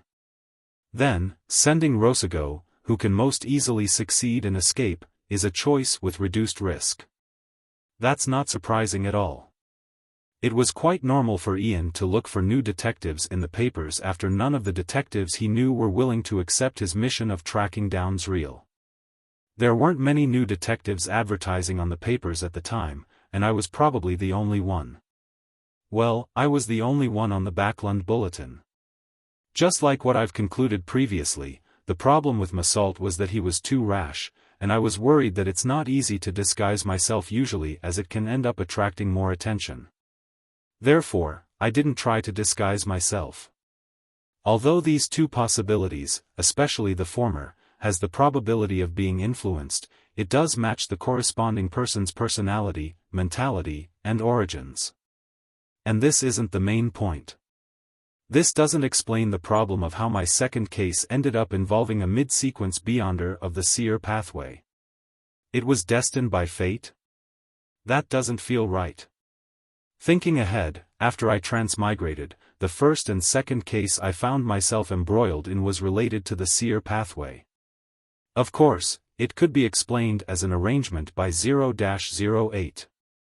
Right, the Antigonus family's notebook even corrupted the misfortune cloth puppet and showed me the complicated vertical I symbol that involves the Antigonus family's treasure. The reason I came up with back then was that with the termination of the Antigonus family's bloodline, it viewed me, a seer who had survived despite having interacted with it, as its inheritor. Now that I think about it, this reason is extremely trifling. What if I'm a devout believer of the Evernight goddess? However, I only made a guess at that time and didn't confirm it. The Antigonus family's treasure is obviously related to the seer pathway. Thinking deeper, why did I transmigrate? Why did I happen to possess Klein's body, and not anyone else? Back then, Klein had just proceeded with dark divination and was made to commit suicide by the Antigonus family's notebook. And that notebook is clearly related to the seer pathway. In addition, the first time I saw Rozel's diary, it had content that involved his regret of not choosing apprentice, marauder, or seer. That was very coincidental. From beginning to end, except for those parts involving 0-08, everything appeared to be in a mess. It doesn't seem like a conscious arrangement, but more like a kind of passive attraction, a mutual attraction, an attraction that has breaks between them. I attract things and items regarding the seer pathway, and at the same time, I'm attracted to them. It does seem odd thinking about it. This kind of attraction even directly influences fate, preventing even Mr. Azek from seeing through it? Is there some strange characteristic to me? And this characteristic allows me to resurrect a limited number of times? With this in mind, Klein suddenly had the impulse to go above the grey fog to perform a divination and confirm his ideas. But he quickly rejected this idea, not only because Miss Bodyguard might be watching in the mirror, but also because he believed that his greatest characteristic was the mysterious space above the grey fog. Therefore, it was obviously impossible for him to have an answer if he were to use it to divine about it. At least for now, there aren't any obvious signs of manipulation. It would be acceptable if it's just pure attraction. And I've already chosen a beyonder pathway, that cannot be changed until sequence 4, so I can only take things one step at a time. Right, I should be firm about not heading to the Hornacis mountain range to seek out the Antigonus family's treasure. Heh, I have a feeling that I would say how nice it is in the future when I actually do it. Klein silently made a self-deprecating remark as he felt his exhaustion gradually wash over him. His eyelids couldn't help but close. The last thought before he fell asleep was, I should participate in more Beyonder gatherings and gather the corresponding Beyonder ingredients for magician through Miss Justice, Mr. Hanged Man, and the Sun. I wouldn't reject anything for faceless if they were available. In addition, I should obtain mystical items that have less severe negative effects. Before my digestion and increase in strength, it's best to have more life preservation abilities. Apart from this, investing, taking on jobs, saving up money, and attempts to look for Lenivus to use him as the starting point for my revenge, can also be considered a form of practice. Those were Klein's future plans. At 7 in the morning, he woke up as usual. It was still gloomy and hazy outside. Klein got up and walked to the door. As he passed by the full-length mirror, he saw that Miss Bodyguard had suddenly appeared. She wore the same black bonnet, her face was as pale as ever. Her voice pierced through the glass and slipped into Klein's ear in an ethereal fashion. Someone from MI9 came last night. I should say as expected, the police came late, but I still have to thank them for being late. Klein smiled and asked, they didn't find anything, right? In regards to the answer, he was very certain that if MI9 had discovered something, he wouldn't have been able to sleep undisturbed. No. Miss Bodyguard's figure faded and disappeared into the mirror. This ability of hers is very powerful. Even spirit vision can't detect her. Perhaps, she can be seen with Rosego's Beyonder characteristic? Find Miss Bodyguard through those hidden threads? Klein's mind stirred as he returned to the bed and took out the iron cigarette case from under his pillow. Just as he touched it, before he could even open it, a bone-piercing cold rushed at his neck. He felt his hairs stand on end, and his entire body trembled. Pow! His hand loosened and the iron cigarette case fell to the ground. This is a warning from Miss Bodyguard. Klein laughed dryly, pretending as though nothing had happened as he stuffed the iron cigarette case into his pocket. After washing up and putting on his clothes, he arrived at the first floor and took out the newspapers that he had subscribed to from his letterbox. Flipping open the Tussock Times, Klein saw the headline, Intis Ambassador to Backlund murdered. Terrorist organization, the Aurora Order, claims responsibility. The result is out so quickly? Besides, the Aurora Order had only accepted a job, so why would they claim responsibility? Yes. A terrorist organization needs to show off their stature and build up their image. Only then would they be able to attract enough fresh blood. This complements their secret preachings. Mr. A is very good. He should be a shepherd. Klein stood in the hallway, reading the news. According to the news, there was evidence of the Aurora Order's assault on Ambassador Bakerland. In the follow-up investigation, they found a letter deliberately left behind by the Aurora Order which claimed responsibility for it. At the end of the news, the reporter briefly introduced the Aurora Order and listed some of the illegal crimes that they had committed. Their fame instantly surpassed most of the secret organizations. Regardless, this matter had come to an end. Klein exhaled, turned his head to look out the window, and he saw a thin mist filling the air as a drizzle began pattering down. Shouldn't there be bright sunshine and sunny weather during such moments?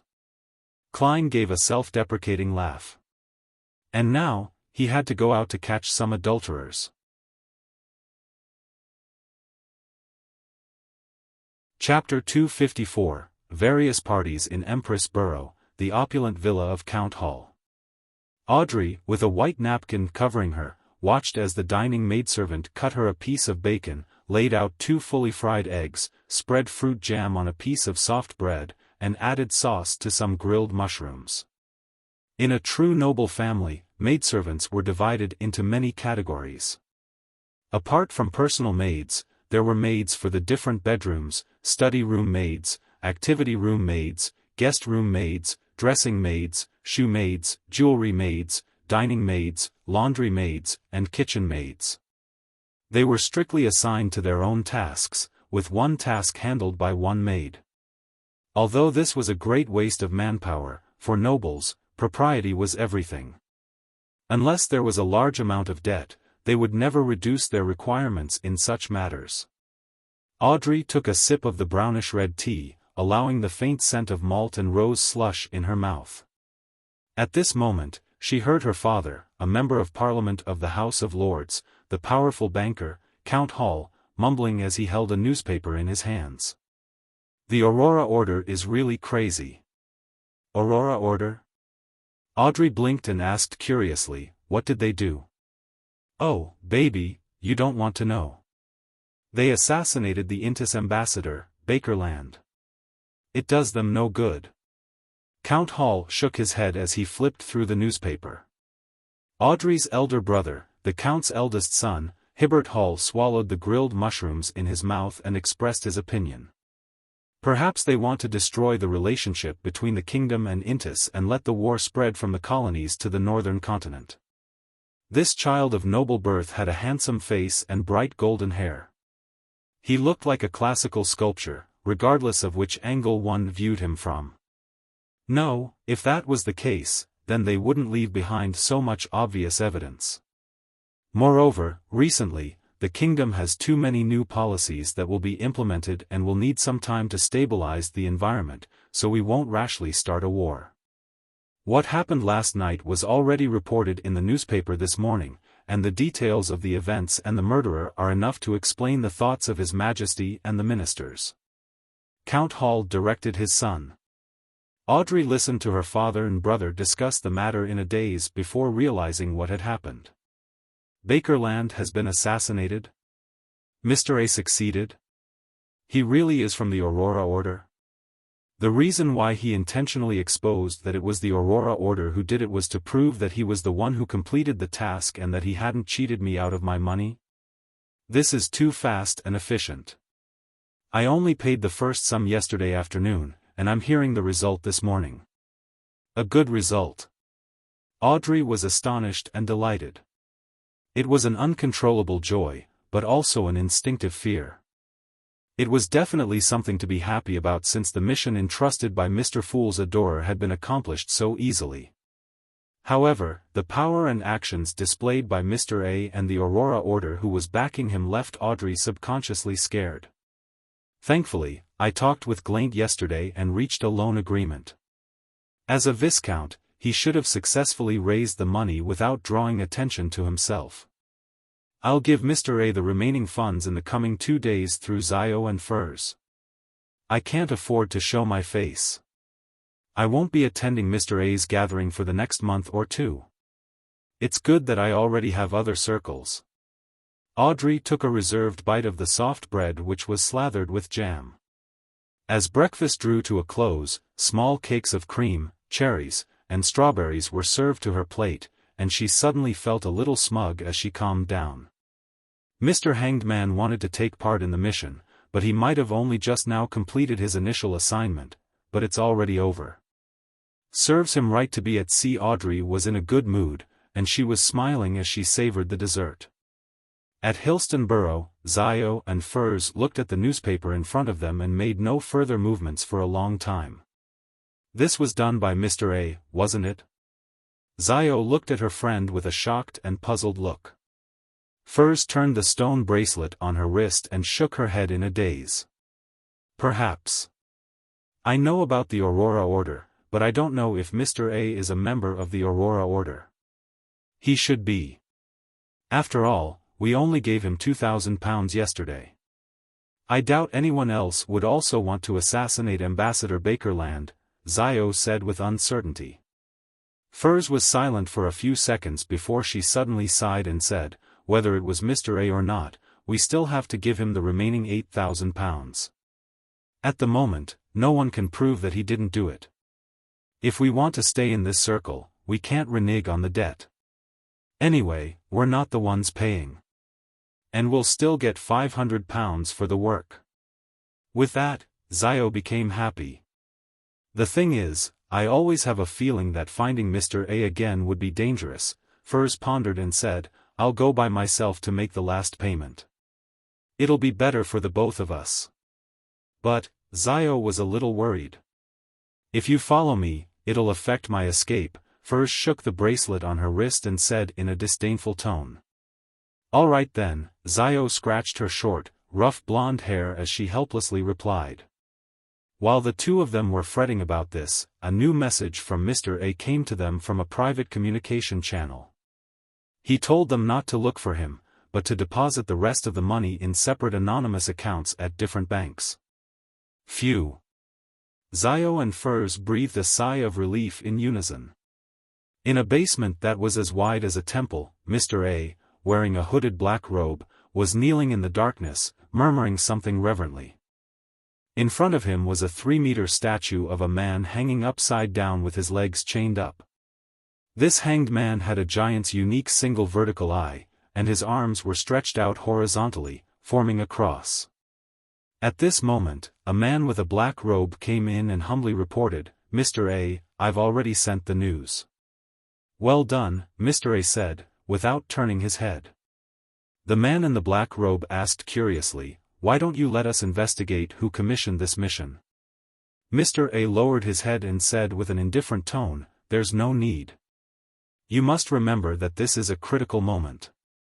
We will cause chaos throughout the continent, try our best to attract the attention of others, and use these to welcome the return of our Lord." Ha ha ha. Cough. Cough.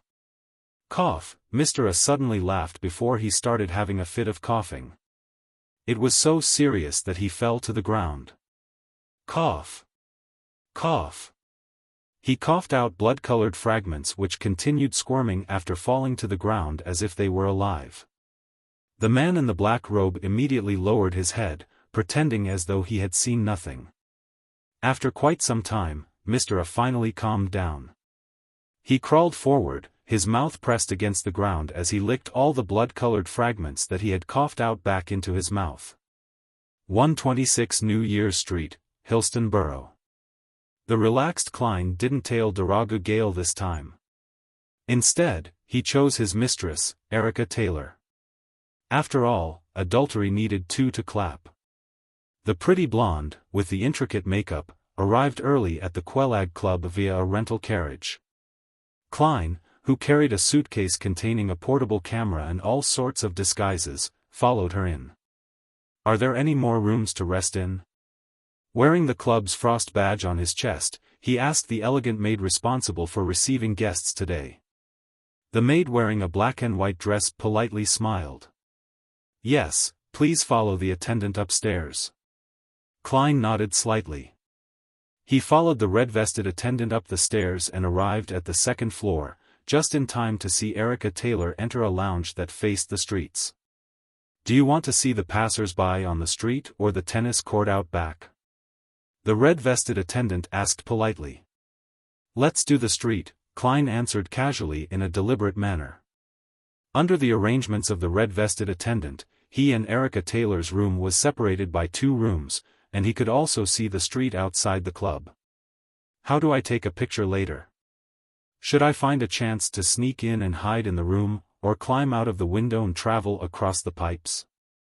Neither of these methods can conceal that exaggerated flash, but the latter can be disguised as a vogue shot from the outside. That wouldn't bring suspicion to me and I wouldn't be kicked out. However, this will be easily noticed by Daragu and Erica. Use a charm to put them to sleep? No, it wouldn't be convincing enough, it has to be a picture of them doing the deed. There's only one chance, and I have to take it well enough. This isn't my field of expertise, as I'm not some artistic master. If it was old Neil, he would definitely attempt to conjure a new ritualistic magic to hide the camera flash. Of course, the goddess might not respond to his request. As Klein considered his next move, he saw the image of Miss Bodyguard appear in a silver mirror in the room. She was still wearing her black Gothic regal dress and her matching soft hat. Her hair was pale blonde in color with delicate features across her pale face. "Do you have any way of hiding the flash of the camera?" Klein asked casually. Before he could finish his sentence, he saw ripples on the surface of the silver mirror as a slightly transparent palm suddenly extended. Miss Bodyguard came out of the silver mirror like a ghost, walked in front of Klein, and said with a nod, "Yes." She lowered her body and leaned over, slowly fusing into the camera's lens. Klein's mouth slightly opened as he watched this horrifying scene, taking quite a while to recover from his shock. He picked up his portable camera and tried a test shot in his lounge. The effect was beyond his expectations. The flash was limited to the vicinity of the camera, and the resulting image was also quite good. Perhaps it should now be called a spectral camera. Klein lampooned. He took the camera, went to the window, and patiently waited. Not long after, he saw Daragu Gale arrive via carriage. In the other room, Erica Taylor saw her lover and hastily left the lounge to meet him on the first floor. Klein seized the opportunity to use a tarot card to open her room, carefully hiding in the cupboard where the extra sheets and quilts were kept. The darkness around him reminded him of the previous night, of that creepy and terrifying Numblerite master, Rosago. Last night was filled with danger, yet today, here I am catching adulterers in the act. Life sure is marvelous. While Klein was making fun of himself, he heard the door open.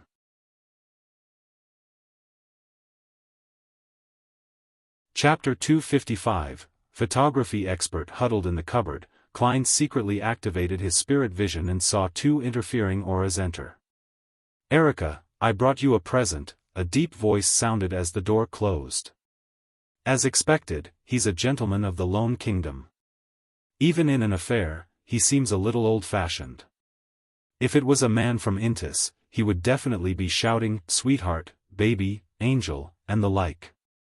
Klein couldn't help but lampoon. Of course, this was based on the stereotypes from newspapers, magazines, and novels. Erica Taylor asked in surprise, "Let me guess. Is it Fassman eye cream, face cream, or essence? Or Lashini's? What the heck are all those?"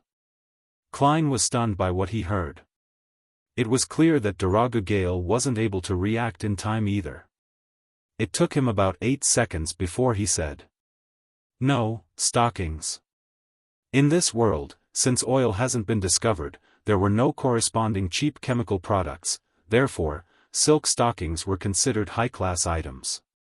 "Not bad, let me take a look." Erica's joy didn't diminish. "I bought them yesterday at Phillips. 1 pair for 30 soli, a total of 5 pairs, Daragu said in a flaunting tone. "How expensive." "That's expensive." Erica and Klein both said the same thing, one exclaiming, the other secretly sighing. "Benson has worked for so many years, earning only £1 10 soli a week, which is 30 soli. That's just equivalent to a pair of stockings, and with that salary, he was able to provide his brother and sister with an education, feed them fairly well, and even provided them with a place to sleep. An average worker with a bit of skill would only be paid around 20 soli a week." Klein's clicked his tongue. "No, it's not expensive. Silk stockings are worth that much. I even gave an extra tip of 5 soli." As he spoke, the color of his aura turned more vivid, and Klein guessed that he had taken off his coat. "Then I'll give it a try," Erica Taylor softly said in a suggestive manner. "I feel like I'm watching a porno again. And it's even a live broadcast. Besides, Miss Bodyguard is also here." The corner of Klein's mouth twitched as he watched red colors flowing across red colors, signifying the passion between the two was igniting like fire. The purple color is almost red and isn't stopping. Red wrapped around green, orange. While listening to the wheezing and the low laughter, Klein judged the movements and positions of the couple outside by the change in the color of their auras. Feeling that this was enough, Klein silently pushed open the cupboard door and looked in the direction of the bed. Daragu and Erica were already entangled, their clothes half undone, their movements intense. Klein lifted the spectral camera and aimed it at the passionate couple, waiting to see their faces at the same time. As Daragu and Erica fell back onto the bed, Klein finally captured the most appropriate frame and pressed the shutter button. The click of the camera wasn't distinct, and the intense flash and other abnormalities were limited to a very small area, so the couple wasn't alarmed. With no confidence in his photography skills, Klein added a few more shots, intending to have options to choose from later. He was only planning on handing his employer a single picture because too many photos would make the lawyer suspect why the couple didn't notice him taking the picture. A piece of underwear landed lightly on the floor, and the sound of breathing intensified as Klein grabbed his portable camera and adeptly rolled out of the cupboard, closing the door behind him. He rolled on the floor until he reached the lounge's door. Then, he quietly pulled it open and returned to the corridor. Done. With a sigh of relief, Klein politely closed the door in silence, pressed his hand to his chest, and bowed in the direction of the bed. Without further ado, he returned to his lounge. The last £7 will soon be obtained. And I also earned an additional Quelag Club membership worth £50. It covers board, lodging, and entertainment. That's worth even more than £50. Without any connections or contacts, I wouldn't have been able to join this, even with £100. This mission isn't bad at all. It's simple, safe, and profitable. Klein put down his portable camera and sighed with emotion in his heart. At that moment, a hand suddenly stretched out from the camera lens. Miss Bodyguard in her black regal dress slowly came out and floated in midair again, but her face remained pale. Thinking of how he had led her to watch some porno, Klein tried to change the topic, in embarrassment. I plan on heading to the cafeteria to eat something. Do you want to come with me? Each member could bring one guest. As for how to explain the sudden appearance of the guest, Klein's plan was to go out for a while and then come back. Miss Bodyguard replied in a neutral tone, I can go without eating for 2 weeks. As she spoke, she turned her back to Klein and floated toward the mirror, disappearing in an instant. What exactly is her sequence? Klein thought curiously, putting the portable camera back in its case. After doing all of this, he went to the bathroom and relieved himself. After washing his hands and wiping his face, Klein looked into the mirror and examined his appearance. As he hadn't shaved this morning, he had quite a stubble. His hair was parted to the sides in a 3:7 ratio, and a pair of gold-rimmed glasses hung on his face. He looked refined and scholarly, with a tinge of maturity. There's a definite difference from the past. I can still be recognized if scrutinized. Once my beard grows to a certain extent, I wouldn't have to worry that much. I wouldn't need to be afraid of anything when I advance to sequence 6 faceless. Klein took out his golden pocket watch, opened it, and walked out of the bathroom. He took his suitcase and went to the cafeteria on the first floor. It was just after 9, so breakfast was still served. Klein chose a double-sided, half-cooked fried egg, a loaf of white bread, a cake of butter, a desi pie, a serving of bacon, and a cup of Marquis black tea with a piece of lemon floating on its surface. While looking for a seat, he suddenly saw a familiar face. It was the surgeon who had recommended him to the club, Aaron Series. The tall, thin gentleman was sitting alone in the corner, having finished his breakfast and was sipping his coffee as he leafed through the newspaper. Good morning, Dr. Series. Klein walked over and greeted the slightly cold Aaron. The surgeon nudged the frame over his nose and said, Just call me Aaron, Detective Moriarty. According to the principle of reciprocity, you have to call me Sherlock. Klein sat down. Any news today? I came out in such a hurry that I haven't read the newspapers. The Intis ambassador was assassinated. A terrorist organization by the name of the Aurora Order declared responsibility for it. Sigh, this world is becoming more and more chaotic. Sooner or later, there will be an all-out war in the southern and northern continent, Aaron expressed his feelings. The war has never stopped, sir, it's just that we've been able to enjoy peace. Klein finished his fried egg and replied with a smile. What a pity that such an important case wouldn't seek the help of private detectives like us. Aaron flipped through the newspaper. This news doesn't have much to do with us. What's really important is that the House of Lords and the House of Commons will pass a motion either today or tomorrow after a long debate. First, it's the Civil Servant Unified Examination Bill, as well as the relevant guidance and actual plans. Second, is the establishment of the Atmospheric Pollution Council, and third, the establishment of the Independent Alkaline Industry Inspector. The latter two involve pollution. God, they're finally paying attention to this problem. The patients in the hospital with pulmonary attacks have been rising constantly. Has it finally been passed? I wonder how Benson's preparations are. Will it be affected by my death? Klein's smile suddenly beamed. That's good news. To Mary, this is extremely good news. She wishes to make herself or her husband, Duragu, become one of the members of the National Atmospheric Pollution Council. She has a higher chance since she doesn't hold any positions in a commercial company and is a devotee of the goddess. Besides, in any organization, there's ultimately a need for balance. Aaron mentioned Klein's employer. I suggested to her that she should frequent the club since we have quite a number of House of Commons members of Parliament as club members. In the Lone Kingdom, the members of Parliament of the House of Commons were mainly composed of wealthy people and the representatives of certain nobles.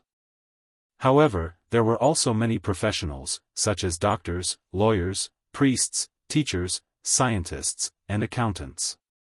The Quelag Club targeted a variety of professionals in the middle class, without distinguishing between them by their political inclinations.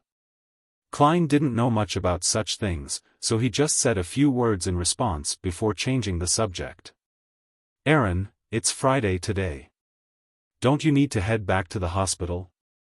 No, I'm on leave. It's been terrible lately. Aaron suddenly frowned. What happened? Klein drank a mouthful of black tea. Since Bakerland had just been assassinated, and Rosego's body had been thrown into a sewer far away, he didn't know when it would be found. Klein was concerned about the after-effects and the imperfection of his disguise, so he didn't plan on taking missions that were too difficult or easily exposed his identity. Therefore, he was interested in simple matters which held potential and handsome rewards. Aaron put down the newspaper and sighed. I've been very unlucky recently. I've had a few consecutive failed surgeries. Fortunately, there were no serious consequences. Otherwise, my license would have been revoked. Although it wasn't big news for surgeons to cause deaths in the present era since it was common, the penalties were still quite severe if a serious accident occurred due to a surgeon's negligence.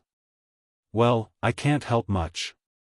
Well, actually, I know of a luck enhancement ritual, but its effect is to send you above a gray fog. Klein lowered his head and began to nibble at his bread. After breakfast, he said goodbye to Aaron, went to withdraw £500 in cash, and gave £300 to Miss Bodyguard before returning home. While waiting for the photos to develop, he hoped for a simple job to be entrusted to him. Unfortunately, none of them came to him. In the evening, Klein prepared to head out again, his target, Braveheart's bar. Taking the opportunity of having Miss Bodyguard around, he hoped to get in touch with more Beyonder circles.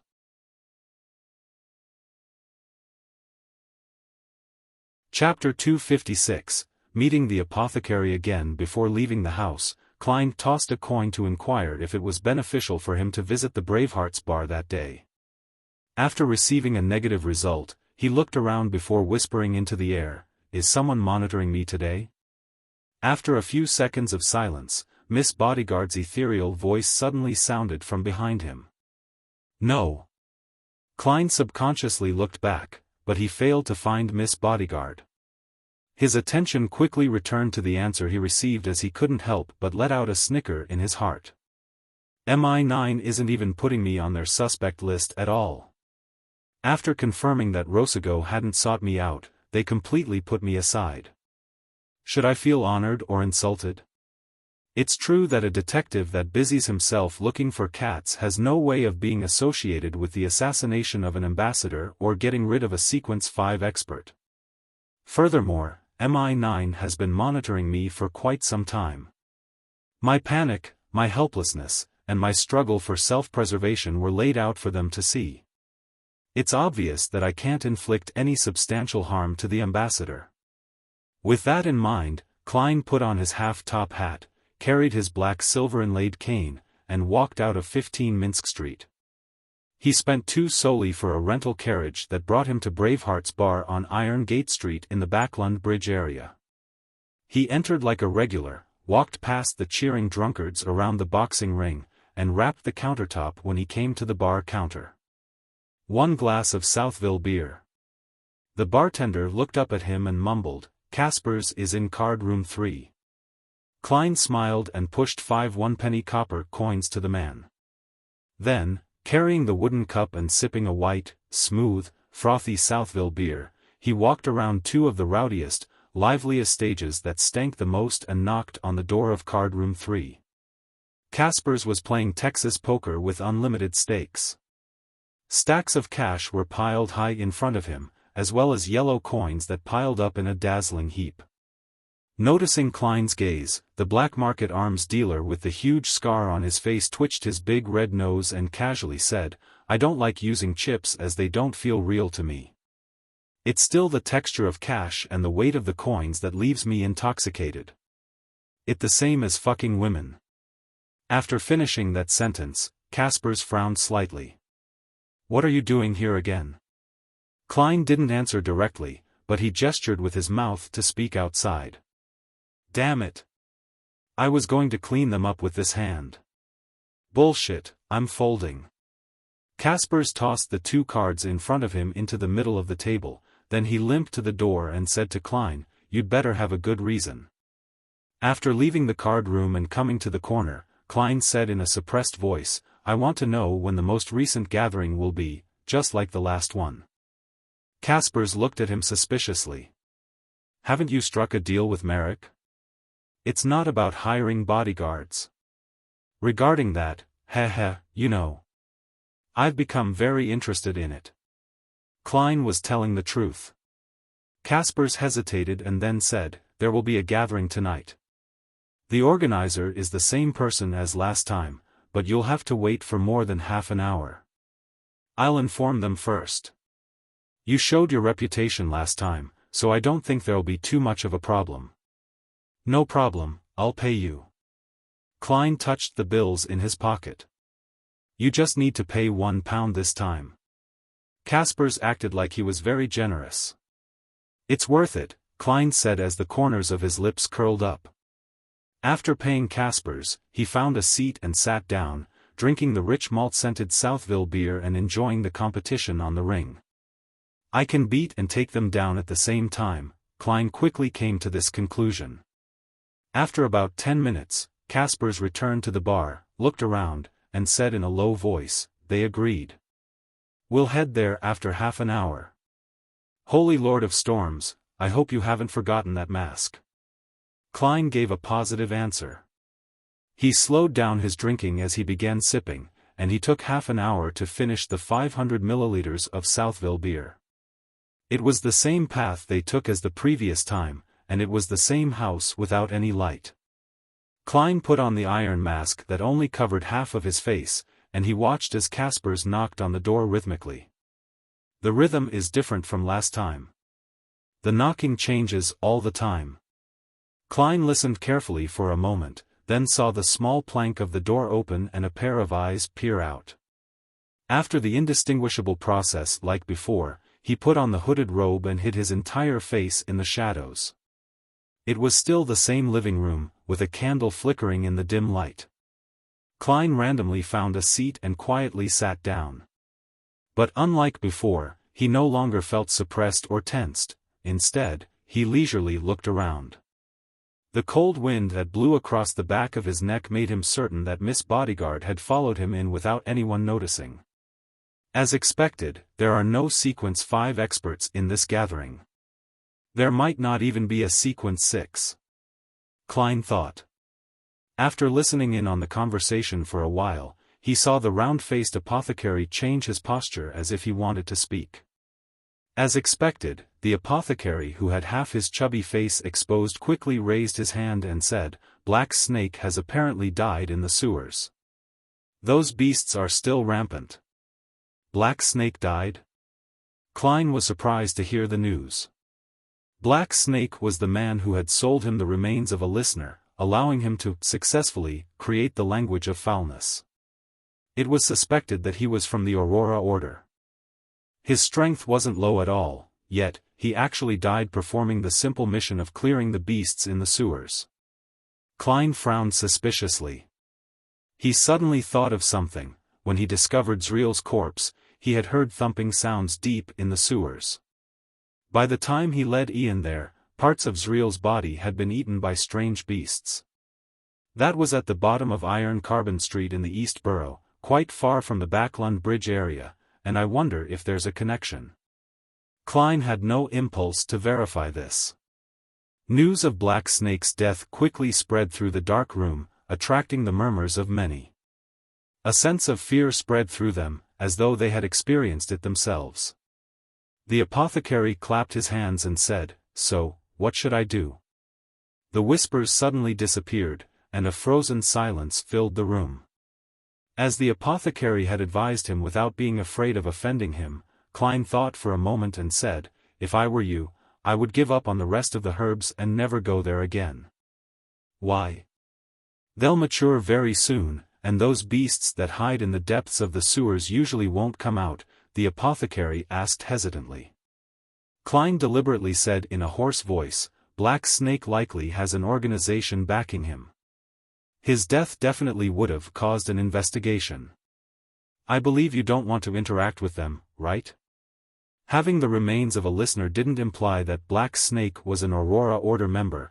By referring to the true creator as a great being, this was confirmed. Moreover, he would rather believe that this was the case rather than hope for a fluke. "Yeah." The apothecary nodded slightly, seemingly having made up his mind.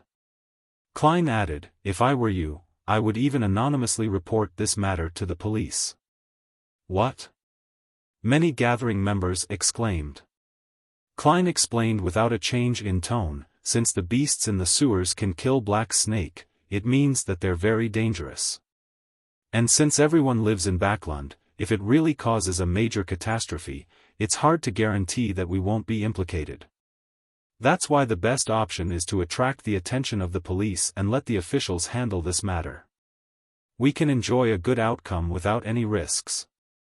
Isn't that nice?" Just as he finished his sentence, the old gentleman, Eye of Wisdom, applauded. "Such a great idea. We're afraid of the official Beyonders, but similarly, we can make use of them. We don't have to handle everything on our own. That's because I was an official Beyonder, so my train of thought would definitely be different from pure savages like you." Klein smiled as he lampooned. After speaking, he became a bystander again, listening to people peddling or requesting for items. As he watched the deals which succeeded or failed, he found nothing of interest. He temporarily didn't announce the Beyonder ingredients he needed, planning to observe the circle of Beyonders a few more times. Seconds turned to minutes and finally, Eye of Wisdom arranged for people to leave every 3 minutes. Klein was the first to leave the previous time, so he didn't know what happened next. Now, he noticed that there were at least 5 exits.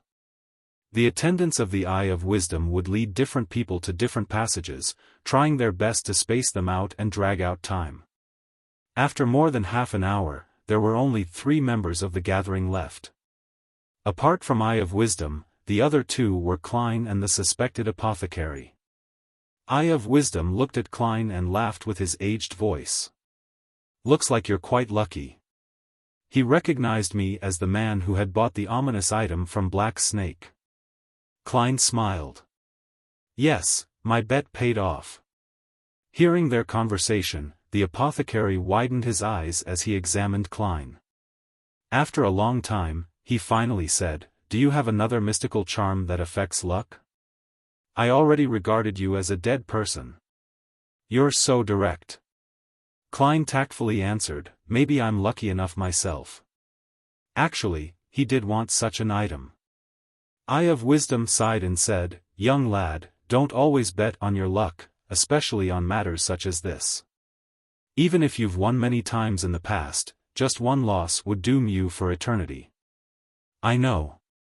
That's why I've come to this gathering to see if I can buy any useful items." "Heh, I can be considered the same as all of you now, Klein said, seemingly casual. Same? The apothecary gave an exaggerated sigh. I should have listened to my teacher. Teacher? He seems to be a suspected apothecary. The apothecary pathway is controlled by the Church of Mother Earth and the Life School of Thought. The Life School of Thought passes down their teachings through mentoring. Klein's heart skipped a beat and asked curiously, why do you say that? The apothecary sighed and said, my teacher told me to choose a path that would make one sufficiently lucky, but in the end, I still became a medicine concoctor. As a result, I haven't been able to find the next batch of potion ingredients for this sequence for a whole 2 years. I'm envious of your luck. Make one sufficiently lucky. This is very similar to the sequence pathway for Monster. He really is from the Life School of Thought. Klein smiled and said, what's your reason for choosing it? The apothecary suddenly straightened his back and said, this is a man's choice. After knowing that I can concoct medicine to enhance my ability in that field, I chose this path without hesitation.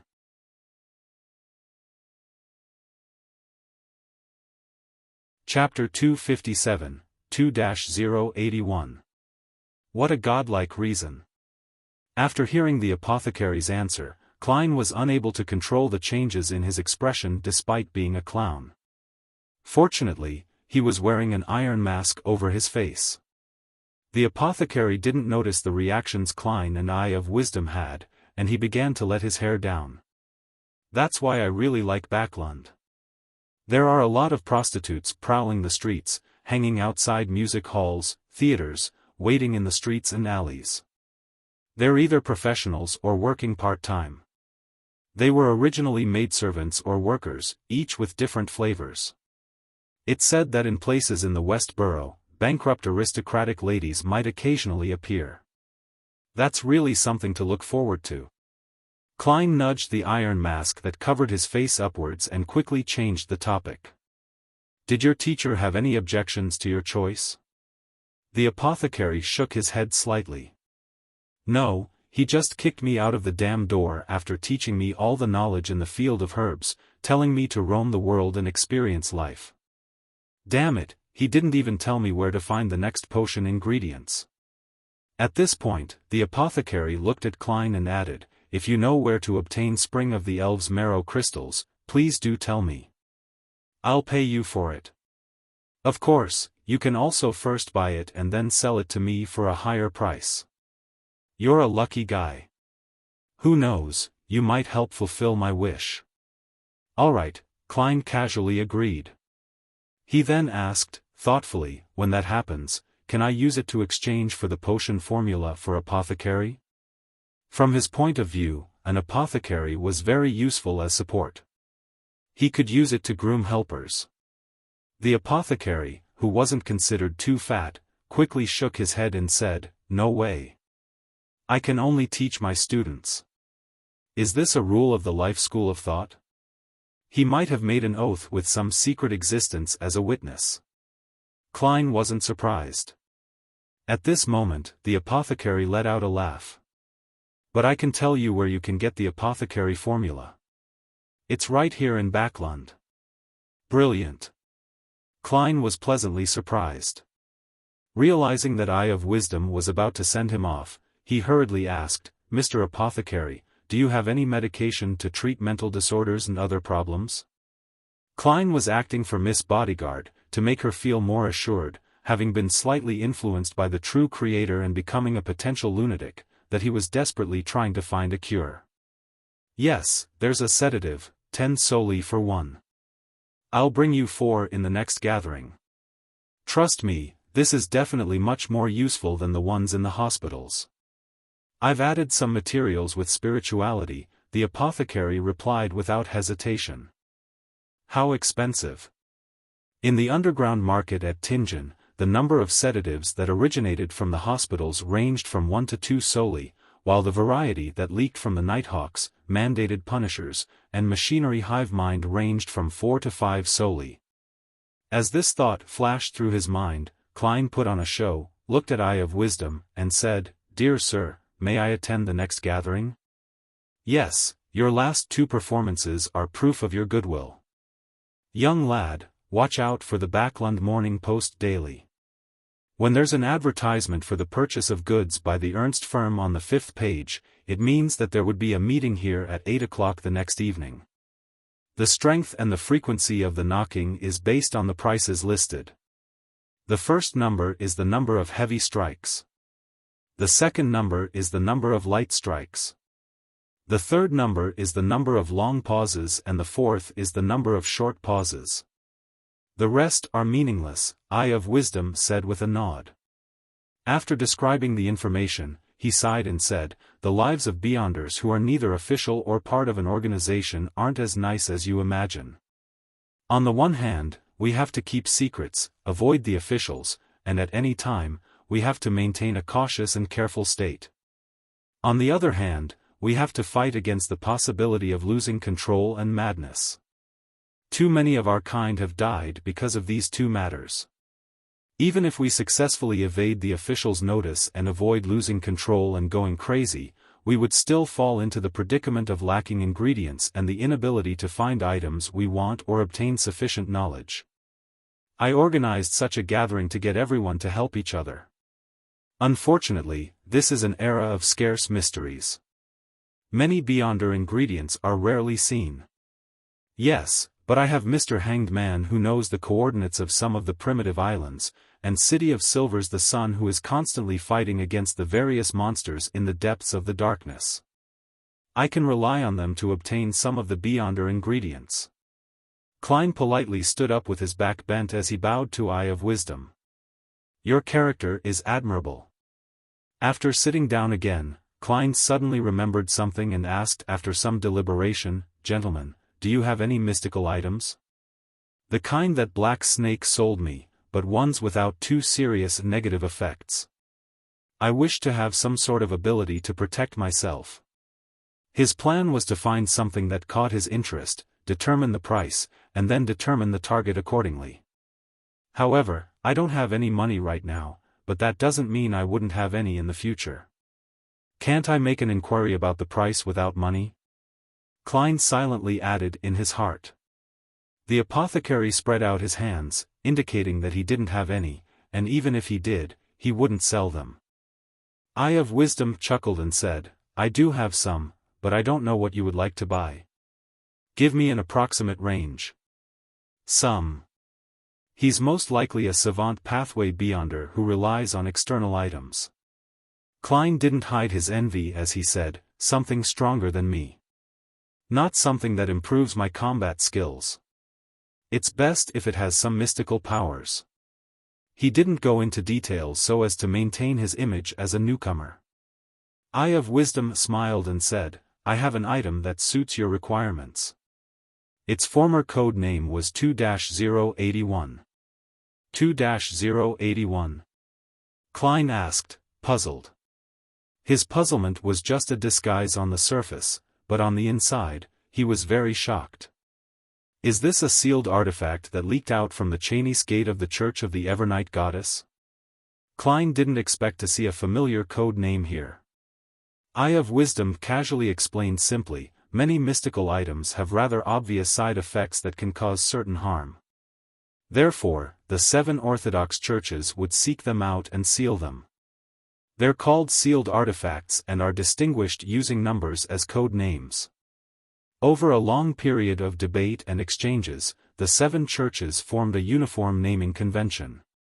It labels the different danger grades with 0, 1, 2, and 3. Among them, 0 is the most dangerous. Rumors say that some are terrifying items that can destroy countries or even the world. The 7 Orthodox churches will exchange information regarding Grade 0 and Grade 1, telling each other which ones they possess. Therefore, Grade 0 and Grade 1 code names won't be repeated. Grade 2 and Grade 3 are arranged by their respective churches, so different churches might have the same code name. Klein had long known about the general situation within the Nighthawks, but he was puzzled by something. Information regarding Grade 0 and Grade 1 sealed artifacts is exchanged? Wouldn't that be disclosing major secrets? It will allow the other churches to know how many hidden cards they have. Of course, this could also be seen as a form of strategic deterrence, to avoid direct conflict between the 7 churches. Klein considered the possible reasons. Yes. Although I'm unable to explain the reason for doing that, it has indeed happened. Legend has it that during the end of the 4th epoch or the beginning of the 5th epoch, the 7 churches came to an agreement, Eye of Wisdom said at an unhurried pace. My 2-081 was obtained from the Church of the God of Knowledge and Wisdom. It allows you to understand and comprehend many things. Even an enemy's beyonder powers can be rapidly identified, allowing me to know of their strengths and weaknesses. I'll also have a chance at being able to mimic them. The stronger the opponent, the higher the chance of failure. Of course, even success would definitely result in a huge difference from the original. That sounds very strong. Proof that knowledge is power? In the end, will there be a situation where omniscience is equal to omnipotence? I retract my previous judgment. Old Mr. Eye of Wisdom might not be an appraiser. His identification of items might have relied on sealed artifact 2-081. Klein clicked his tongue silently as he asked with interest, so, how much would I need to buy it? What flaws does it have? It will keep you in a state where your mind is churning at high speeds. Once it exceeds the time limit, you'll become a retard, Eye of Wisdom replied simply without providing enough details. At this moment, the apothecary beside him muttered, perhaps your brain has already been damaged. You keep talking about your collection. Sooner or later, someone will rob you and kill you. Sir, your persuasions are always so repugnant. Klein couldn't help but lampoon. Eye of Wisdom laughed and said, how do you know that I'm not saying it on purpose to make greedy people attack me? Yes, it's like the entrapment law once described by Emperor Roselle. After the laughter stopped, he patted the armrest of his sofa and sighed. As a person who loves collecting things, it's excruciating not being able to flaunt my collection to others. He then looked at Klein. I'm sorry. 2-081 isn't for sale. It's my best collection, and back then, I spent £6,800 to buy it. A sealed artifact at this level can cost from £400 to £20,000 and is determined by its effects and negative side effects. However, most of time, they can't be bought with money. Then why did you say so much? Klein controlled the twitching of his mouth. Seemingly sensing his reaction, Eye of Wisdom chuckled and said, what I really wish to recommend are 2 items. The first is a brooch. It can allow you to ward off spirits and purify them, as well as use a portion of the spells in the Sun domain. The flaw is that as long as you wear it, you will never feel coolness. You will forever be stuck in the warm summer of the south. The other is a hat that can change shapes. Wearing it allows you to move freely underwater for at least half an hour and allows you to use some water or wind domain spells. The flaw is that you will desire water. Once you walk on land, you will gradually weaken. The prices of similar items range from £1,500 to £3,500, and sometimes, even if you raise the price several-fold, they aren't necessarily for sale because they rarely appear. It took me more than 3 decades to collect a few. Klein nodded slightly and said, I'll think about it, and I'll make the decision during the next gathering. At this point, he deliberately smiled and said, besides, I don't have that much money right now.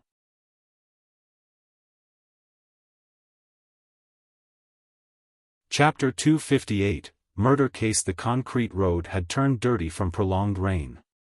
2 gas lamps, the height of an adult male, along the 2 sides of the road emitted a bright but misty light due to the moisture on the glass.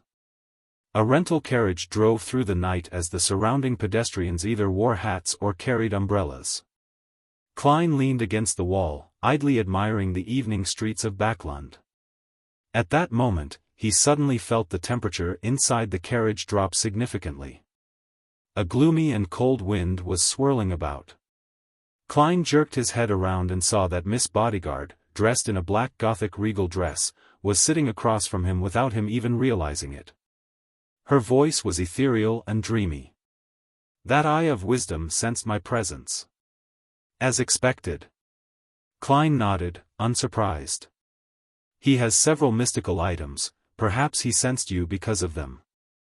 I even suspect that he has an organization behind him. Otherwise, it's quite impossible for Eye of Wisdom to collect several relatively powerful mystical items in 30 years with his power alone." Previously, Rear Admiral Hurricane Kalangos only had a single creeping hunger despite being one of the 7 great pirate admirals. Of course, it was possible that the latter had high standards and ordinary mystical items didn't catch his attention. After all, with creeping hunger, he could be more well-rounded and nearly be without any weaknesses. Yes, for Eye of Wisdom himself to be rich there has to be a rather good explanation as well. He's organized so many gatherings, and once he finds a suitable mystical item, he would spare no expense to get it. Having a few in his collection isn't that unbelievable. Sigh, it's like he has a gold mine at home, or he runs a bank. Klein lampooned silently.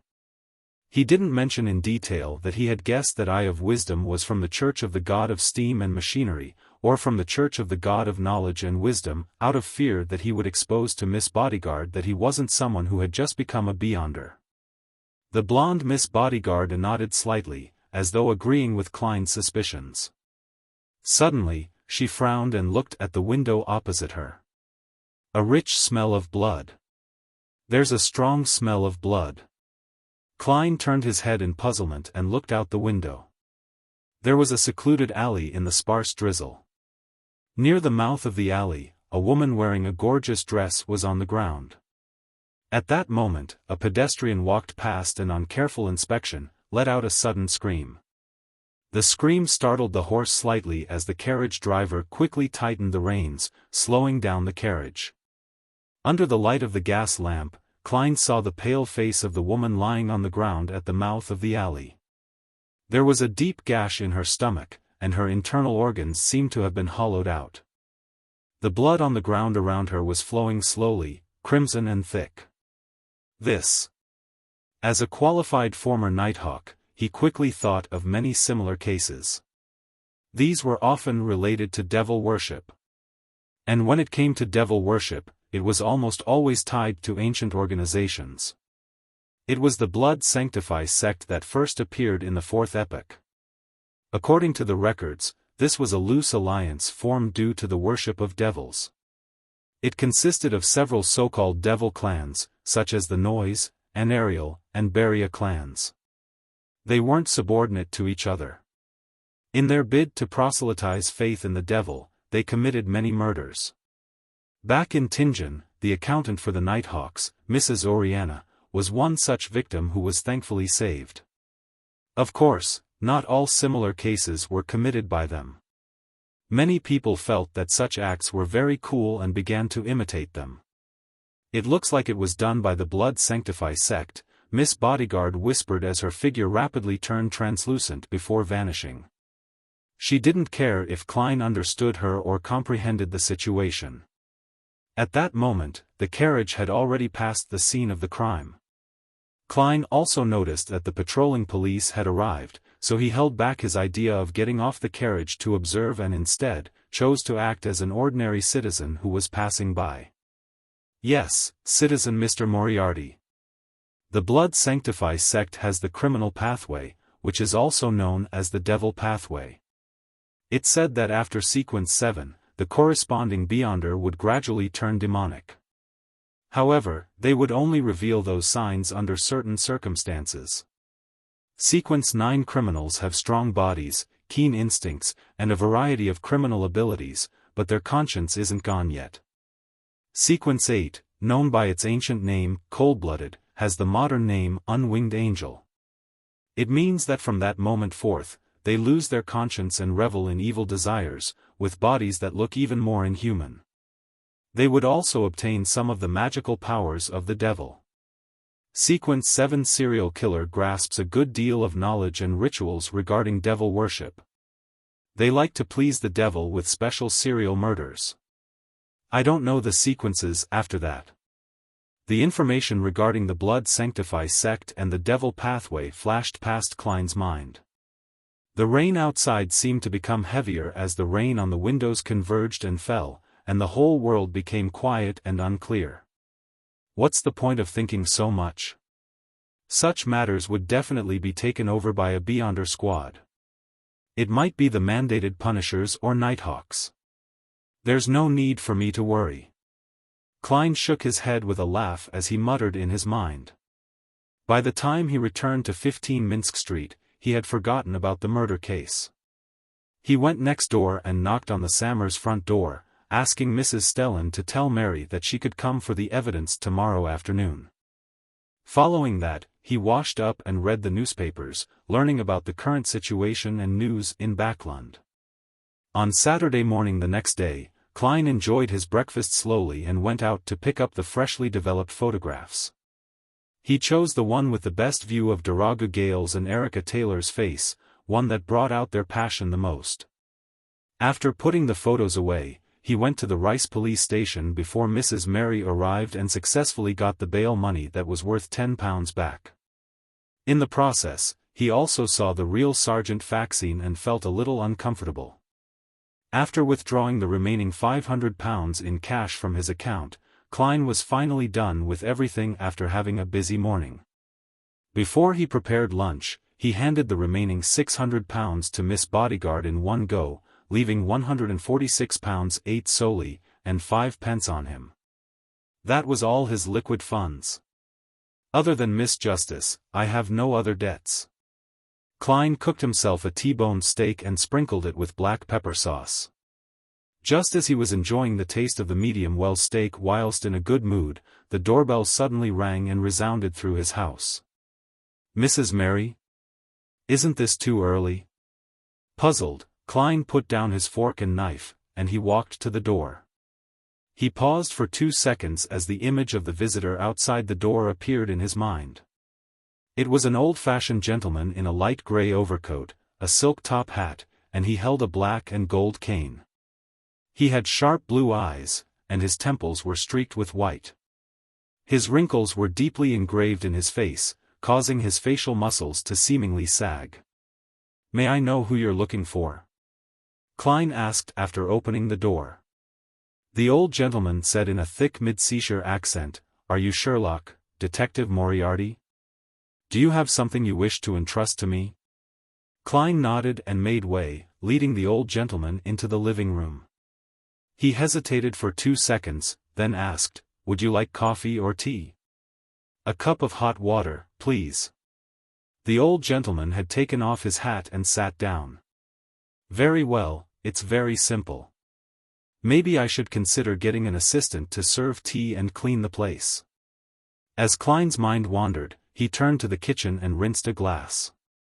After placing the hot water in front of the old gentleman, he walked to the sofa and sat down with his hands folded. "How may I address you?" "Millet Carter," the old gentleman answered simply. "Mr. Carter, what would you like to entrust me with?" Klein asked directly without bothering to exchange pleasantries. As he spoke, he quietly activated his spirit vision to observe Carter. This old gentleman is in quite good health. There are some problems with the color of the joints of his left leg, probably arthritis. His emotions are mostly blue from calm thinking, with a hint of anxiety. With just a glance, Klein had come to a general conclusion. Millet Carter lifted the white porcelain cup and, while rubbing its surface, said, "The thing is, I've bought a house on William Street. I come from mid-seashore and because of my business, I'll be living in Backlund permanently." "William Street? Where's that?" Having been in Backlund for less than a month, Klein, who had to consult the map or rely on his intuition, tried his best to appear staid and reliable. Millet Carter looked at him, and under his gaze, he continued, "Rumor has it that the house was originally owned by a bankrupt viscount. That was about 2 to 3 decades ago. After a few changes of hands, I finally bought it. I planned on doing some renovations that suited the modern style, but I discovered a hidden secret door in the basement which leads to a very large underground structure. Considering that it might not be safe inside, I temporarily stopped construction, and I prevented the workers and servants from rashly exploring it. I hope that you can help me confirm the situation inside the underground structure. Underground structure. Ancient ruins? Secret treasure? Klein thought and said, "Why didn't you call the police? The resources that the police can mobilize are more than 100 times that of a private detective like me can muster. The results of the exploration will definitely be better and more reliable." Millet Carter rubbed his nose bridge. "I don't want too many people to know about this, especially the government.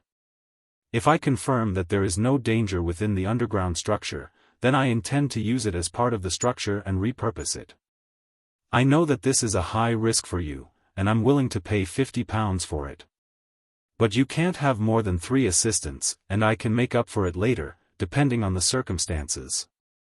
£50, that's quite a high price.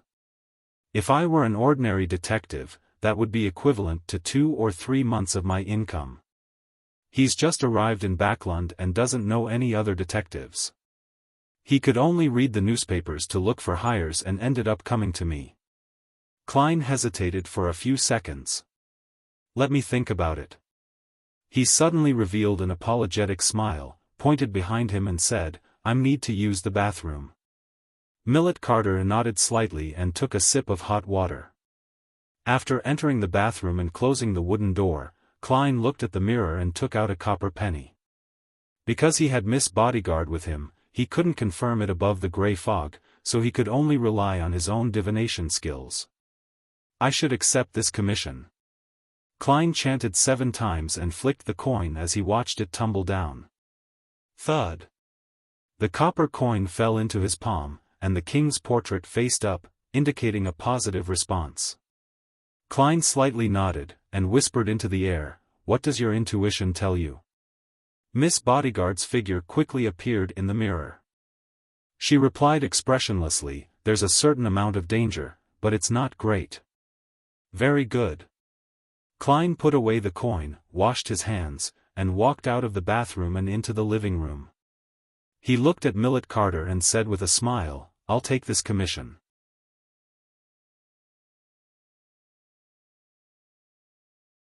Chapter 259, Underground Structure. After signing a contract with Millet Carter and receiving an advance payment of £10, Klein didn't rush to William Street immediately. Instead, he made an appointment for 4 in the afternoon. Millet was understanding with regard to this. Alone, Detective Sherlock Moriarty definitely had to recruit people to carry out the exploration. When the old gentleman left, Klein immediately returned to the dining table and cut the steak which had turned cold before wolfing it down.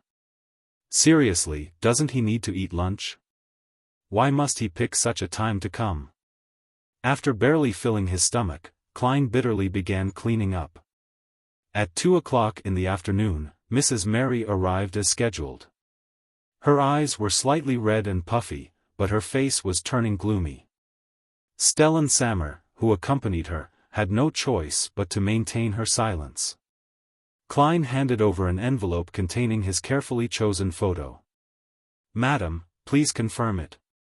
Mary paused for 2 seconds and slowly took in a breath. Then, she took the envelope, pulled out the photo, and examined it. "Excellent, very excellent. You're the most efficient and responsible detective I've ever met. I'm honored to introduce you as a member of the Quelag Club. This is the remaining £7 for the payment. You deserve it."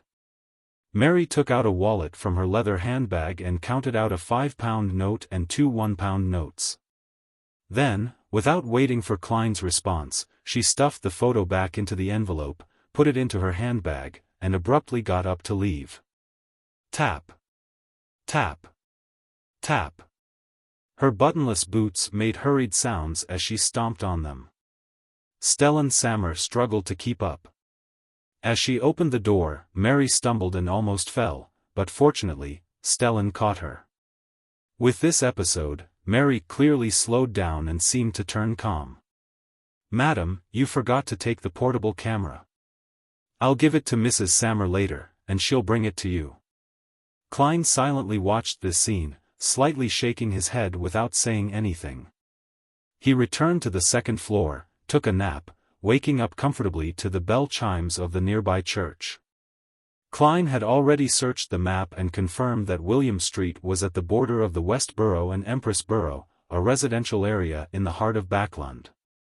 A nice house in West Borough and Hillston Borough costs about £2,500. Millet Carter's house is close to Empress Borough, and it's a property of a former viscount. The area is definitely sizable. The total purchase price will be at least £3,500, maybe even £5,000. That will be enough for a pretty decent mystical item. He actually came visiting me without a housekeeper or an attendant, perhaps because he's new in Backland and hasn't settled in. Klein put on his double-breasted coat, hat, and held his cane before heading out into Minsk Street. The gas lamps haven't been lit yet, and the streets were surprisingly darker than during the evenings. However, the air was fairly alright, without the suffocating air in the boroughs to the east. Taking a rental carriage, he went all the way to William Street. Klein saw a waiting manservant outside the Unit 8 house. The manservant, who was dressed in a red vest and light-colored trousers, bowed respectfully at the incoming visitor. "Good afternoon, might I inquire if you are Detective Moriarty?" "Yes, I have an appointment with Mr. Carter." Klein nodded and followed the manservant into a mansion with a garden and lawn. The house was 2 stories tall. The first floor was in a mess, with a lot of construction materials placed everywhere. There were workers coming in and doing some modifications. Millet Carter wasn't wearing a hat. Covering his nose, he walked over. "I'm very sorry about the mess and dirt here, but I do wish that everything will be fine before my family arrives in Backland. I can only urge them to keep working non-stop." Having said that, he looked at the manservant and instructed, "Continue watching them." It's no wonder that he didn't bring any servants with him. Even his servants have become supervisors. Klein smiled and said, "I know a lot of doctors. They tell me that the newly renovated houses aren't suitable for immediate occupation. One has to wait at least 3 months to ventilate it well enough. Otherwise, old people and children who aren't strong enough will easily fall sick." "Is that so?" Millet led Klein to the basement and asked doubtfully. "I've never verified it, but I chose to believe in authority. It's said that this originated from the words passed down by Emperor Roselle." Klein casually fabricated an excuse. Millet nodded, then turned to look at the door. He couldn't help but frown before asking, "Mr. Detective, you didn't bring an assistant? There might be quite a bit of danger in that structure." "I have an assistant, it's just that you can't see her." Klein lampooned as he said seriously, "This is my first visit, so I'll advance very carefully. If there are any problems, I will immediately retreat. I'm experienced in this area, so I won't put myself in a dangerous situation. If I were matched with inexperienced assistants, it might easily affect my nimble and decisive actions." Millet was startled. "You're very professional." "A professional bluff," Klein silently added. Without any further doubts, Millet led Detective Moriarty through the cluttered living room and down the stairs to a fairly spacious basement. There were no gas pipes here, but 4 metal candlesticks were set into the walls, their yellow lights flickering. Stepping on the stone pavements on the ground, Klein couldn't help but sigh in reflection. As expected of a noble's property. Even the basement has been nicely decorated. Furthermore, it's almost as big as the living room of my current house. At this moment, Millet pointed ahead and said, "There's a secret door over there. It was discovered by the workers when they were renovating." Klein focused his gaze. With the not very bright candlelight, he saw a gray stone door in the corner. It should have been part of the wall, but it was now exposed. "I'll leave the rest to you. Be safe." The old gentleman, Millet, gave Klein a lighted lantern and cautioned him. "Has this place been ventilated ahead of time?" Klein asked cautiously. Millet shook his head indiscernibly. "It's not particularly stuffy inside, but I didn't let the workers go too far." "All right." Klein checked his belongings, put on a black glove, and, under Millet's gaze, unhurriedly carried the lantern and approached the stone door. He pushed it open with his cane. Amidst the heavy creaking sounds, through the light outside, he saw a deep-colored passageway paved with stone. There were several wooden doors on both sides of the passageway and at the end. They had already begun to rot, but they were still barely usable. Not too ancient. However, the ostentatious style of the door and the depth and thickness of the stone slabs don't match. Did the Viscount's family change it before? Klein quietly activated his spirit vision, gripped his cane, and walked forward, step by step, with the lantern in hand. The light dispersed the darkness, and when he passed by the rooms on either side, he was able to see a somewhat empty scene through the open door, which was likely opened due to the exploration from the workers Millet had hired. There was also a long bench and a table that shared the same aesthetic style as the door. There's no sign of spirits flashing. Klein did a brief inspection.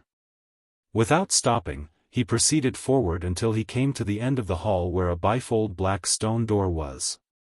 Stretching out his gloved right hand, he half-clamped his cane and slowly pushed against the door. A jarring sound of friction began to reverberate through the air as the stone door slowly cracked open.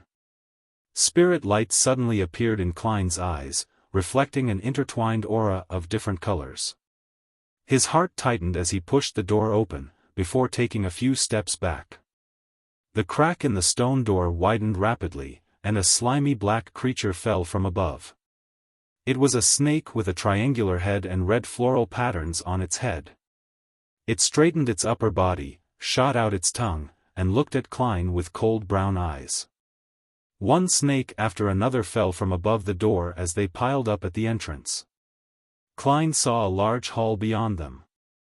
In the middle of the hall, countless snakes of various colors slithered together, forming an exaggerated nest of snakes about 10 meters wide. The slimy, disgusting feeling assaulted his senses. Klein felt his scalp turn numb as he couldn't help but take 2 steps back. He even wanted to look away without daring to look straight ahead. Although he was a man, he was still afraid of snakes. Snakes were the animal that he was most afraid of. This stemmed from a psychological trauma in the past. When he was a child, despite being way past his bedtime, he liked to secretly open the door to his room and watch movies with his parents through a crack. Unfortunately, his parents once watched a snake disaster movie. One scene involved the demolition of a building. The result was the unearthing of a large nest of snakes, and the dense squirming remained deeply imprinted in his mind. Can the slumber charm affect so many snakes? Klein swallowed hard and said to the air, "Do you have any solutions?" Miss Bodyguard in her black Gothic dress quickly appeared by his side, her mouth tightly closed. She didn't say a thing. Klein looked at her and she looked back at Klein, but no one spoke. When a snake slowly slithered out, Klein finally coughed and repeated, "Do you have any solutions?" Miss Bodyguard didn't answer. Instead, she floated and suddenly, a cold wind blew in the passageway. Whoosh! The wind howled as it blew into the hall. The temperatures dropped rapidly as it approached the temperatures of the outside world. Whoosh! The densely packed snakes in the middle of the hall suddenly slithered in all directions, searching for a warmer, more suitable spot to survive. 2 to 3 minutes later, a thin layer of frost formed on the surface of the hall and the passageway, and countless snakes had disappeared without much of a trace. Whoosh! The continued as Klein said, chattering, That's quite enough." The surging cold wind slowed down, but the cold didn't subside. Miss Bodyguard's figure disappeared once again. Klein lifted his cane-wielding right hand, covered his mouth and nose, and sneezed. Then, He raised the lantern and cautiously walked through the stone door into the wide hall. The style here was identical to the passageway outside. There were 8 circular columns of the same color erected there. Metal poles hung from the high dome, and at the bottom were candlesticks carved into different creatures. An upside-down candlestick. As a university student of the history department, a person who could barely be called an elite in this field, Klein made a preliminary judgment based on this unique arrangement. A structure of the Fourth Epoch?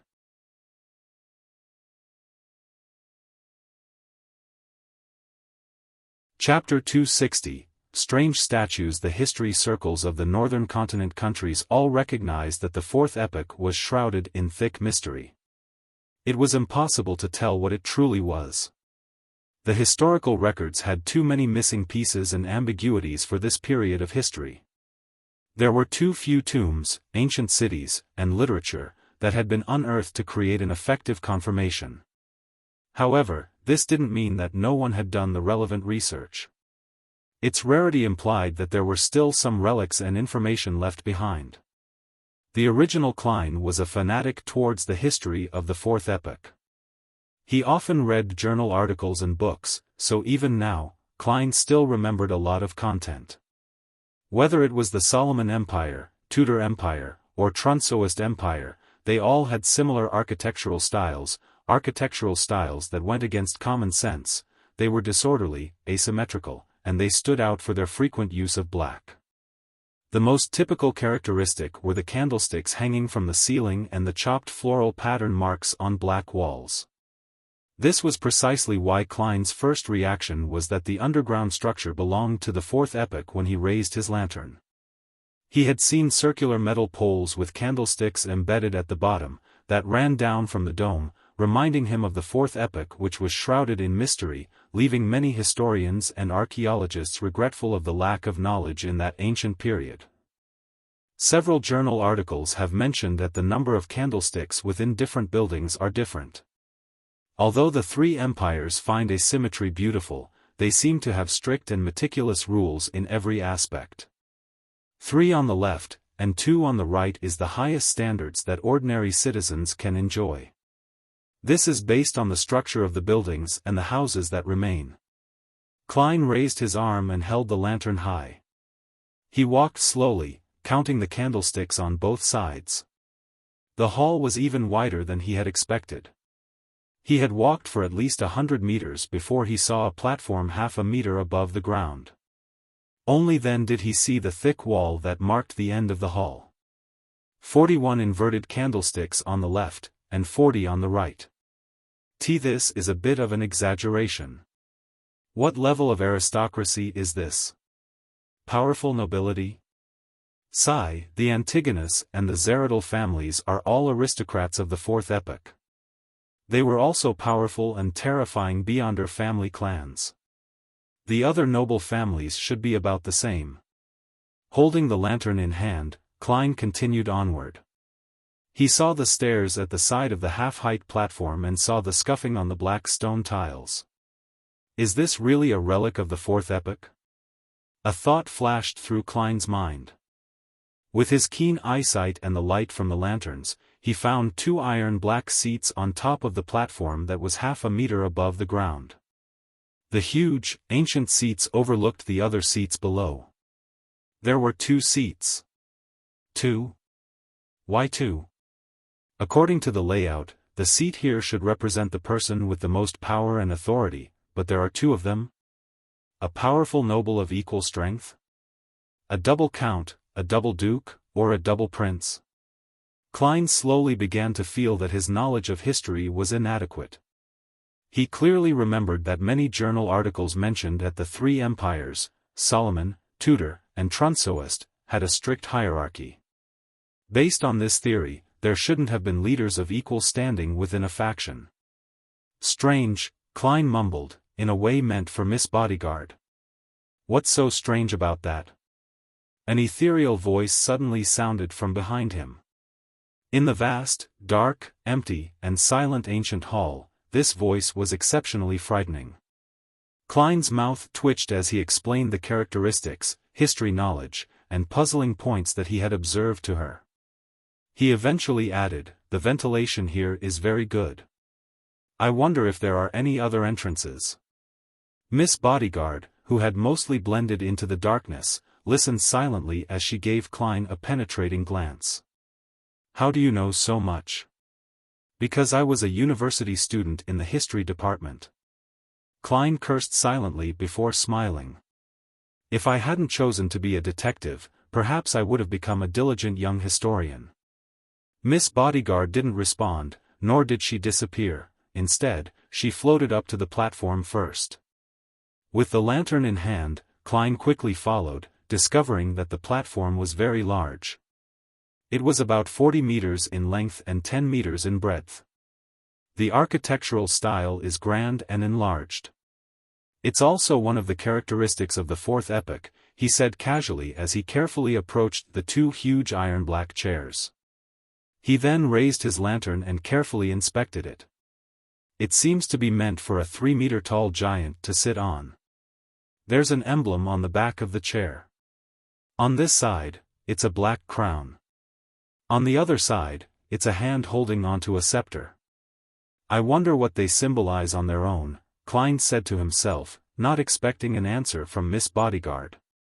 However, the lady who was floating suddenly said, "This is the Tudor family's emblem." "Huh?" Klein looked over in surprise, noticing that Miss Bodyguard was referring to the hand holding the scepter.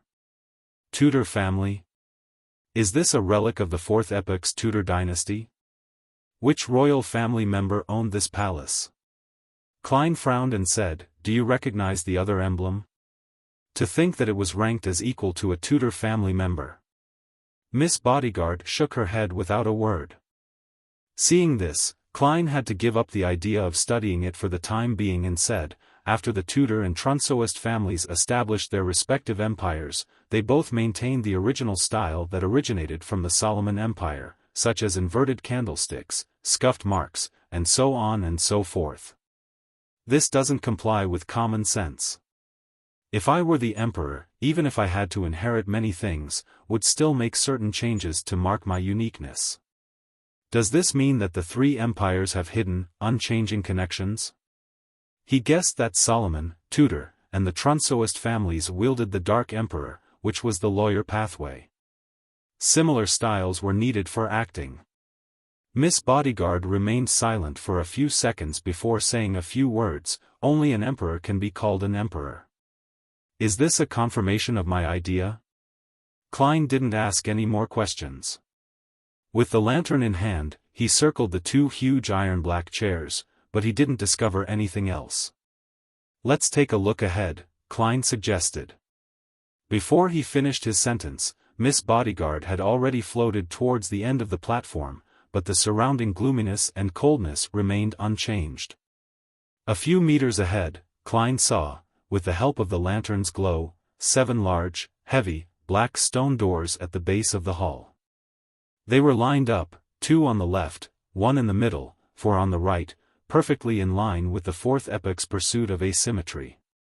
Klein passed the cane to his lantern hand, tossed a coin at random, and whispered, "I should begin from the left." Ding! The copper penny tumbled down and landed on his palm, portrait facing up. "Let's go to the left." Klein took the lead.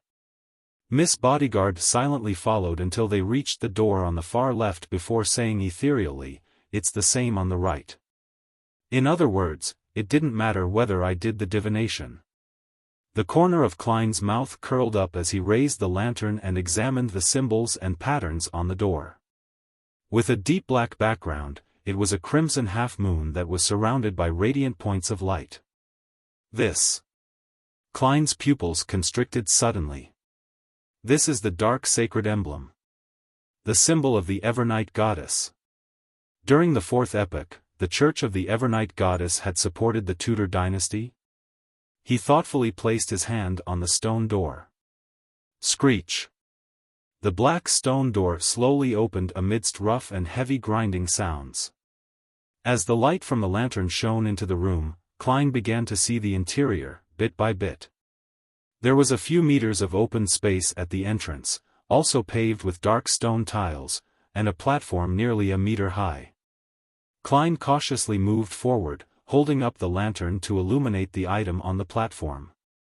A few seconds later, a fiery radiance formed the outline of a huge statue. It was about 4 to 5 meters long and almost filled the entire room. It was an extremely beautiful lady with a hazy face. Her right hand supported her head as she laid down on the platform. She wore a layered black classical dress that wasn't overly complex.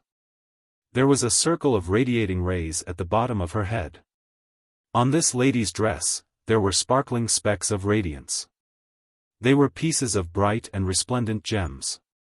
At first glance, Klein felt as though he was seeing the night and the stars. This was outlined against a circular shape under the lady's head that resembled a full moon. This. Klein's thoughts seemed to freeze, but a guess immediately plowed its way from within. Evernight goddess? Miss Bodyguard's voice carried a rare hint of puzzlement. Be it the symbolism or the actual form, it seemed to be a sculpture of the goddess. Klein's guess finally took shape, echoing loudly in his mind. He remembered asking Captain Dunn Smith about one of the differences between an evil god and a true god. The former was said to have an image that resembled that of an intelligent life form, but the latter only had sacred emblems formed by symbols. But today, at this very moment, in this ancient and bizarre underground structure, he saw a statue that looked like the Evernight goddess. What did this mean? Just thinking about it made Klein shudder. Could it be that the goddess was once an evil god? No. Maybe it's some other evil god that falls into the night domain. However, the dark sacred emblem by the door is no different from the one that is being used presently. Or perhaps, having the image of an intelligent being isn't a standard method to distinguish between true gods and evil gods? After all, the captain's level wasn't high enough, and his understanding of the situation wasn't necessarily accurate enough. It was also possible that the tutors were deliberately blaspheming the goddess. Yes, it could also be a way of setting up some strange ritual. Many thoughts flashed through Klein's mind. It left him feeling puzzled, nervous, and tense. However, he also felt a strange feeling which couldn't be described. After looking around, Klein, who didn't see anything else, took a deep breath and said, "Let's go to the other doors and take a look. I wonder what the other 6 doors correspond to. Would it be equally strange and evil?" He thought gravely. Miss Bodyguard nodded slowly.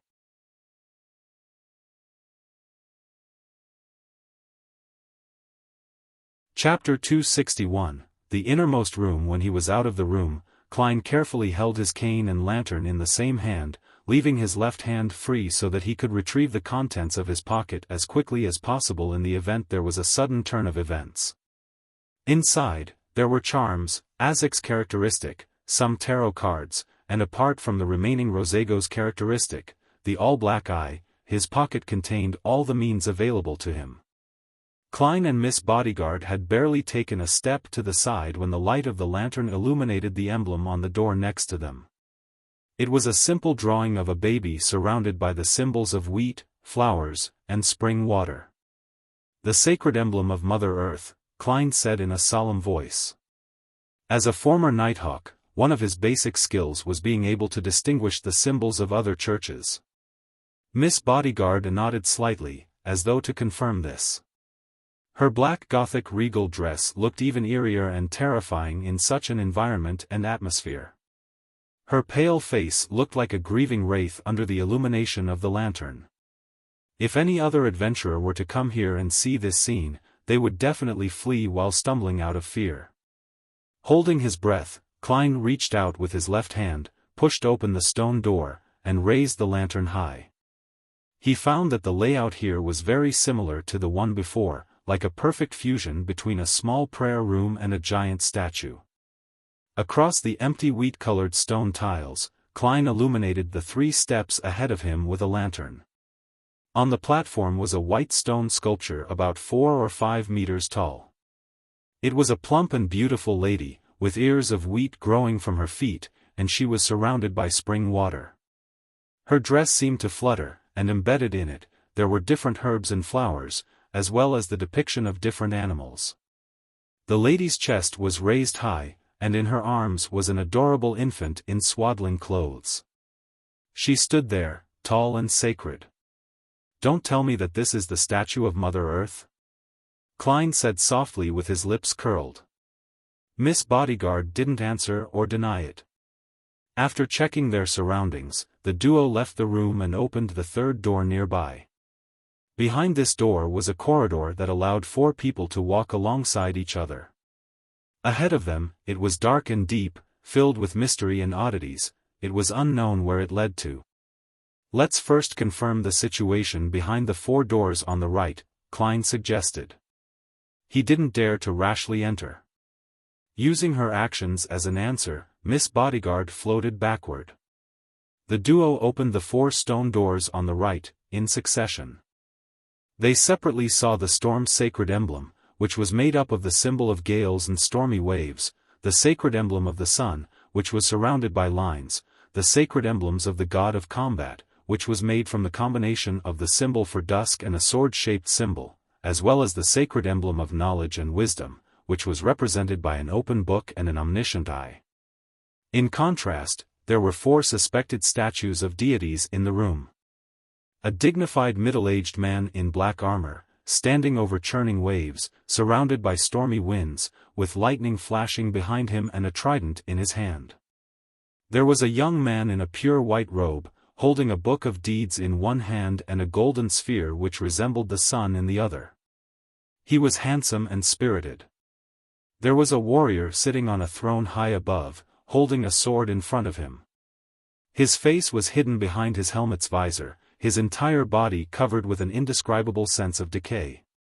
There was a hooded elder holding a book and the omniscient eye, with only his mouth, wrinkles, and long white beard exposed. Apart from the god of steam and machinery, there were 6 humanoid statues of the orthodox gods in this strange hall. Considering the weak position of the Church of the God of Steam and Machinery before the appearance of Roselle, there seemed to be some sort of explanation regarding this problem.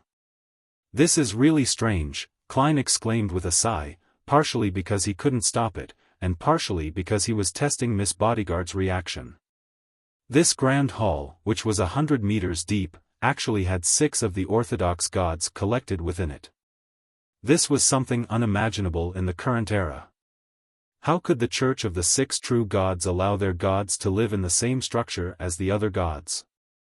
This was a custom that only existed during the 4th epoch. Also, what's with those humanoid statues? Although they look normal, unlike the sinister primordial Demonis and the true creator statues, they still give off weird vibes. Just what had happened to make the images of the 6 gods evolve into abstract symbols in this day of age? No, perhaps it's been like this all this time, but the master of this place, a noble who's suspected to be a member of the Tudor family, purposely created statues of the 6 deities for some purpose. I thought of an item from a novel from my previous life, the 6-soul banner. While he waited for Miss Bodyguard's reply, Klein's mind wandered. Miss Bodyguard didn't answer his query and instead said blandly, "There's another door." "That's right." Klein suddenly felt fear. From his point of view, doors placed in the middle often had a special meaning, perhaps the core region of this ancient structure. Of course, this also likely implied the highest amount of danger. In his opinion, doors placed in the center often had a special meaning, perhaps the core of this ancient building. Of course, this also meant that the situation was most likely the most dangerous. "What are your thoughts on that area?" Klein hesitated for 2 seconds and directly asked. Under the situation of not being able to use the gray fog to eliminate any interference, he felt that Miss Bodyguard's spiritual perception and spiritual instincts were more reliable than his divination means at present. After all, she was in a very special state, close to that of a spiritual body, allowing her to communicate with the spirit world without any obstruction to gain revelations. Miss Bodyguard closed her eyes and replied a few seconds later, "Very dangerous. But the danger is subdued. Once you venture deeper, don't touch anything." Subdued danger. Is this equivalent to having something sealed inside? As Klein guessed, he and Miss Bodyguard walked to the central stone door and stepped onto the dark floor. The light of the lantern seemed to dim a little as though it found it difficult to drive out the darkness ahead. Klein had his left hand in his pocket, holding Azek's copper whistle and a few charms. After about 30 steps, Miss Bodyguard suddenly stopped. Klein raised the lantern in his right hand and saw that the road ahead was blocked by boulders and dirt. On the left and right were 2 stone doors in the same shape as the ones in the main hall. The right side was ajar and filled with mud and stone. Perhaps this ancient structure was above ground back then, but for some reason, it eventually sank and collapsed, Klein mumbled. There's only one direction we can choose from. Before he could finish his words, he saw Miss Bodyguard float ahead, stick to the huge rock, fuse into it, and disappear. Klein's mouth twitched, and he began to patiently wait. After a few minutes, Miss Bodyguard came out from the mud on the right, her body completely free of dust. It's completely collapsed, she concluded flatly. For a moment Klein was speechless and could only smile. Following that, the two of them simultaneously looked to the left where the ajar stone door was. There was a tiny crack. Klein went closer and carefully looked through the 3-centimeter gap. His spirit vision, which had originally been blocked by the stone door, immediately discovered something. There were at least 4 bright and powerful spiritual lights inside, 2 that were close to dark gold in color, and 2 that were dark blue like the sea. After using his spirit vision, a narrow scene appeared in Klein's normal vision. The firelight that entered the room illuminated the black stone tiles. On top of the tiles were piles of bones covered with rotten clothing, and a few of them emitted dark gold and dark blue light. Condensed Beyonder characteristics? Mystical items? As these thoughts flashed through his mind, Klein swept his gaze to the ends of the room. Along the dark wall stood a bifold door. A bloody pair of bifold doors. There seemed to remnants of fresh blood on the door. They continued sliding down as they reflected the light. Klein had wanted to let Miss Bodyguard scout the way ahead when he suddenly felt a change in Azek's copper whistle that he was holding in his hand. The originally cold and mild whistle suddenly became bone-piercing. It was a profound feeling of death. This. Klein narrowed his eyes and instinctively took a step back. Then, he noticed that his right forearm was numb and itchy and that it was beginning to swell. A scene flashed through his mind as he immediately took out a tarot card with his left hand and slashed across his arm. What surged out from his wound wasn't blood, but tiny black squirming worms. Sizzle. When these worms fell to the ground, they eroded into smoke. They struggled and huddled, but in the end, they melted under the glow of the lanterns. After a few seconds, all the black worms in Klein's wound finally flowed out, leaving only crimson liquid. He wriggled his muscles to control the small wound and prevented the blood from flowing further. Miss Bodyguard watched this scene quietly, her pretty eyebrows creasing into a rarely seen frown. Klein was just about to speak when he discovered the coldness and deadliness of Azek's copper whistle hadn't abated. At the same time, his gaze landed on Miss Bodyguard's shadow. She never had a shadow to begin with. Run! Klein shouted and immediately ran towards the hall. Miss Bodyguard quickly floated up, and the two of them saw the lantern light in front of them gradually being swallowed up by a black shadow. Tap! Tap! Tap! Klein ran like a hurricane as fast as he could while the light around him faded away. Tap! Tap! Tap! The shadow grew bigger and bigger, closer and closer, thicker and thicker. The light from the flame was about to be completely engulfed, and at that moment, the door was still a few meters away. At that moment, Klein instinctively rushed forward and then rolled across the stone door. The light from the fire suddenly brightened, and the uneasiness in his heart instantly disappeared. Azek's copper whistle also returned to its mild and cold state. Miss Bodyguard floated beside him as she turned around and looked at the passageway which had once again sunk into darkness. She said with an uncertain tone, "Evil spirit, evil spirit?" Klein almost drew a deep breath when he heard that. Fortunately, as a clown, he was good at controlling his expression and reactions. In the field of mysticism, evil spirits were extremely terrifying monsters. The best of them could even be said to be on the same level as high-sequence beyonders. An evil spirit is wandering within this ancient structure? For some reason, it's bound or imprisoned within that room? If it was an evil spirit, that explains why Mr. Azek's copper whistle responded.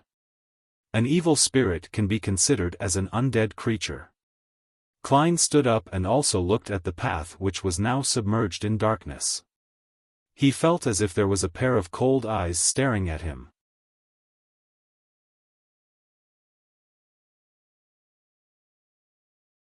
Chapter 262, Dream in the Cold and Gloomy Hall. Klein suddenly shivered. He retracted his gaze and said to Miss Bodyguard, "Let's return." From the way Azek's copper whistle reacted, it's likely that the room contains a terrifying evil spirit. Its danger level is highly likely to be above that of Nimblewright Master Rosago and Rear Admiral Hurricane Kalangos. It's been roaming these confines for centuries to thousands of years. Perhaps it's already equivalent to a high-sequence beyonder. If it wasn't for its experiencing difficulties in letting its powers escape the room, I would already be dead.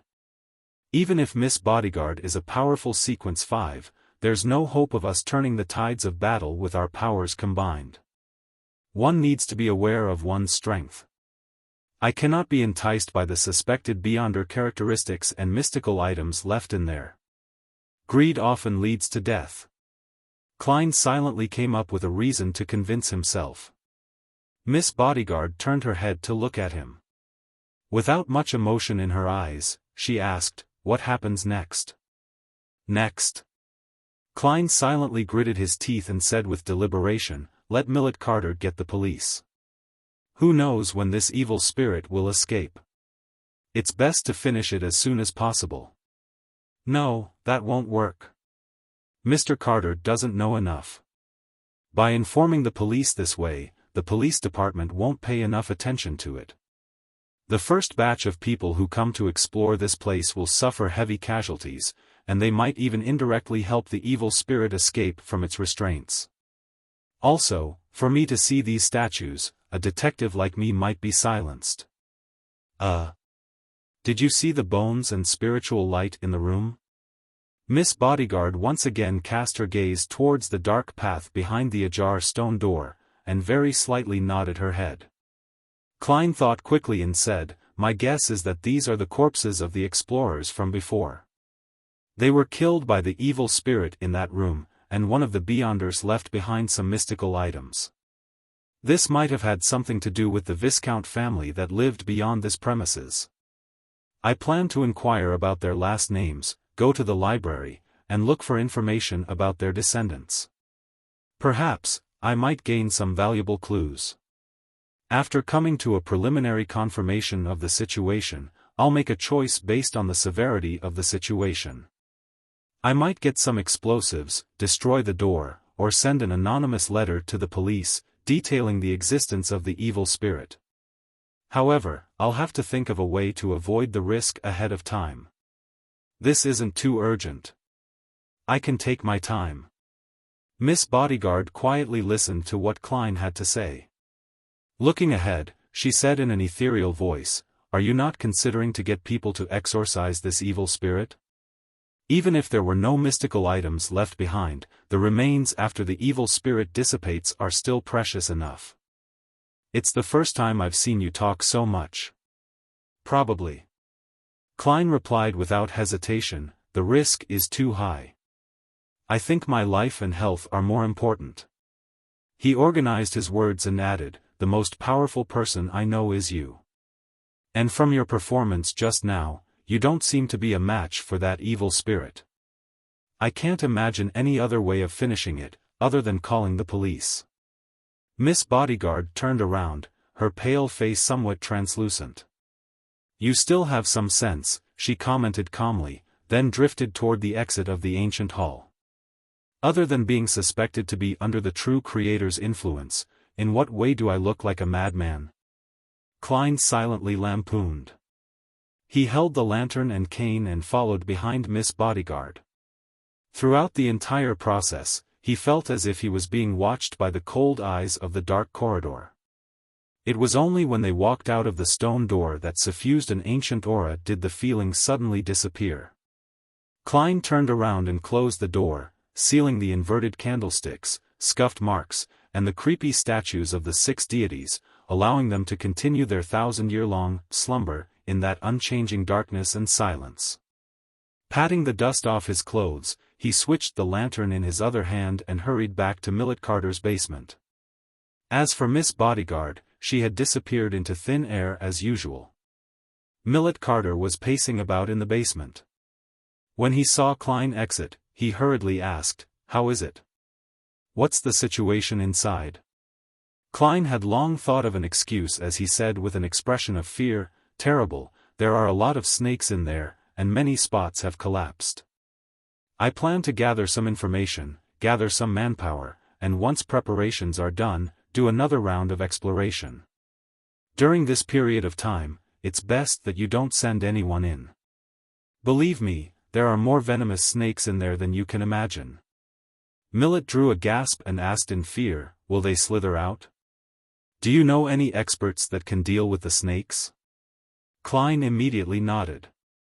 "I'll get people to help and try my best to deal with this matter. It's the cold autumn now, and the snakes aren't willing to move. As long as you don't send anyone to disturb them, nothing will happen. Okay, please hurry. I'll close this door and prevent anyone from entering."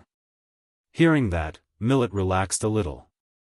When Klein saw that his employer was truly intimidated by what he said, he quickly put down the lantern, nudged his gold-rimmed spectacles and said, "Next up, I'll gather some information.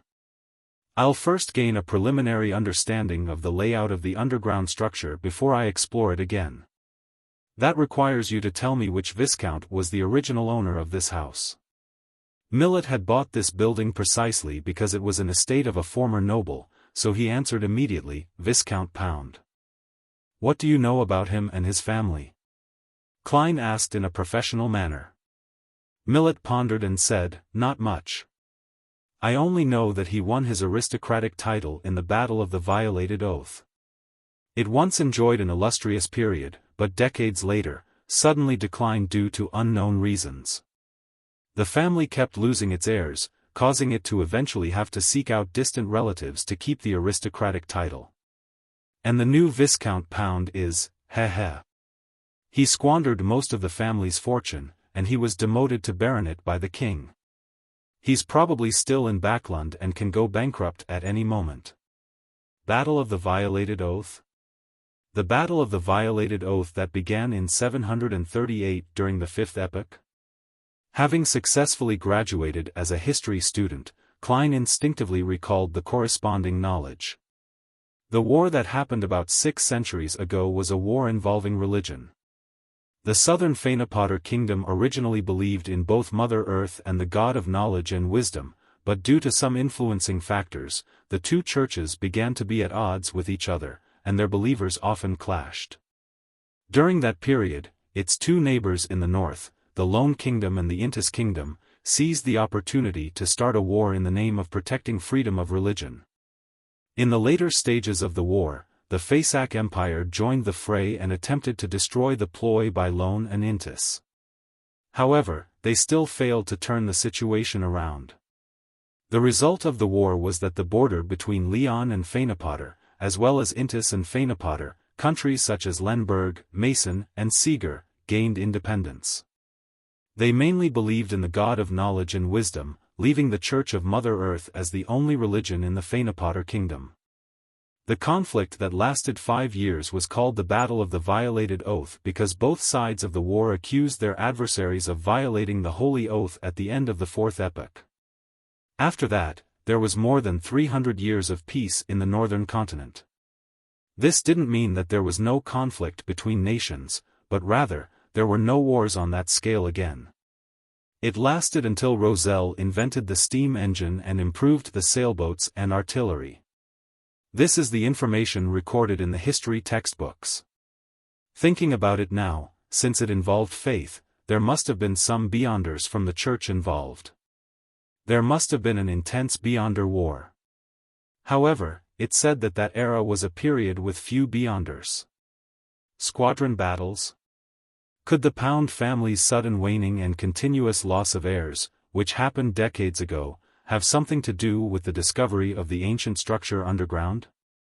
Klein thoughtfully asked, "Do you know where Baronet Pound currently lives?" "I'm sorry, I don't know." Millet shook his head slightly. Klein asked a few more questions, but seeing that he couldn't get any more information, he bade farewell and returned to 15 Minsk Street. It was almost 5 in the afternoon and the sky was as dark as the night. Klein thought that the public libraries would have been closed by then, so he temporarily put aside the underground structure and prepared dinner for himself. He had wanted to learn to make Phanepotter noodles based on a recipe in the newspapers, but he ended up with noodles mixed in meat, sauce, and vegetables. To his surprise, it tasted pretty good. After having had his fill, Klein tossed a coin casually, divining if he should inform the police. He received a negative answer. The Backlund evening was as serene as other cities, at least in Sherwood Borough. Klein was sleeping soundly, wandering through different dreams in an adrift manner when he suddenly realized, with a jolt, that he was dreaming. Someone is invading my dreams? Klein resisted the urge to frown and pretended to look around in confusion. He found himself in a scorching yellow desert. A roar suddenly came from the sky, and a huge monster dyed in black and gold flew over. The creature had a thick, lizard-like body and a pair of wide wings covered in a hide on its back. It descended and blotted out the sun in the sky. A dragon. A powerful dragon. Klein saw scales the size of a plate, a gaping mouth that emitted pure light, and 2 dark golden vertical pupils. Roar! The dragon spat out a beam of light that seemed to envelop everything. Soon, large swaths of the desert was obliterated. Amid the light, a figure jumped into the air. He was 3 or 4 meters tall, but he didn't have the unique vertical eye of the giants. He had a handsome, young face, and he wore black full-body armor which seemed to be spattered with blood. This giant knight swung his broadsword upwards and countless bluish-white flames, which appeared a little purple, condensed into long spears. They shot at the dragon. It was as if he had an entire army of illusory Beyonders helping him in battle. In the midst of the meteor shower, the giant knight leaped onto the head of the dragon, and he swung his sword down. The afterimages he had created earlier instantly overlapped, and the sword rays turned into intersecting lightning. Pow! The ground shook wildly, and the dragon fell, splattering its dark gold blood. At that moment, the scene changed to a huge bloody door. It was the same bloody door that Klein had seen in the ancient structure that very afternoon. With a creak, the bloody door opened a crack, allowing him to catch a glimpse of a black high-back chair. A man of normal height sat on the high-back chair. He had his head lowered, silent and deathly still. As his vision got closer and closer, Klein saw the man's clothes clearly. He seemed to be the knight that had just killed the dragon, and he was still wearing the black armor that was stained with blood. The only difference was that he was no longer 3 or 4 meters tall. At this moment, the man suddenly raised his head. His handsome, young face had terrifying signs of decay, his eyes ice-cold and emotionless. Klein jumped in fright and awoke from his dream. Opening his eyes, he saw the crimson moonlight shining through the curtains.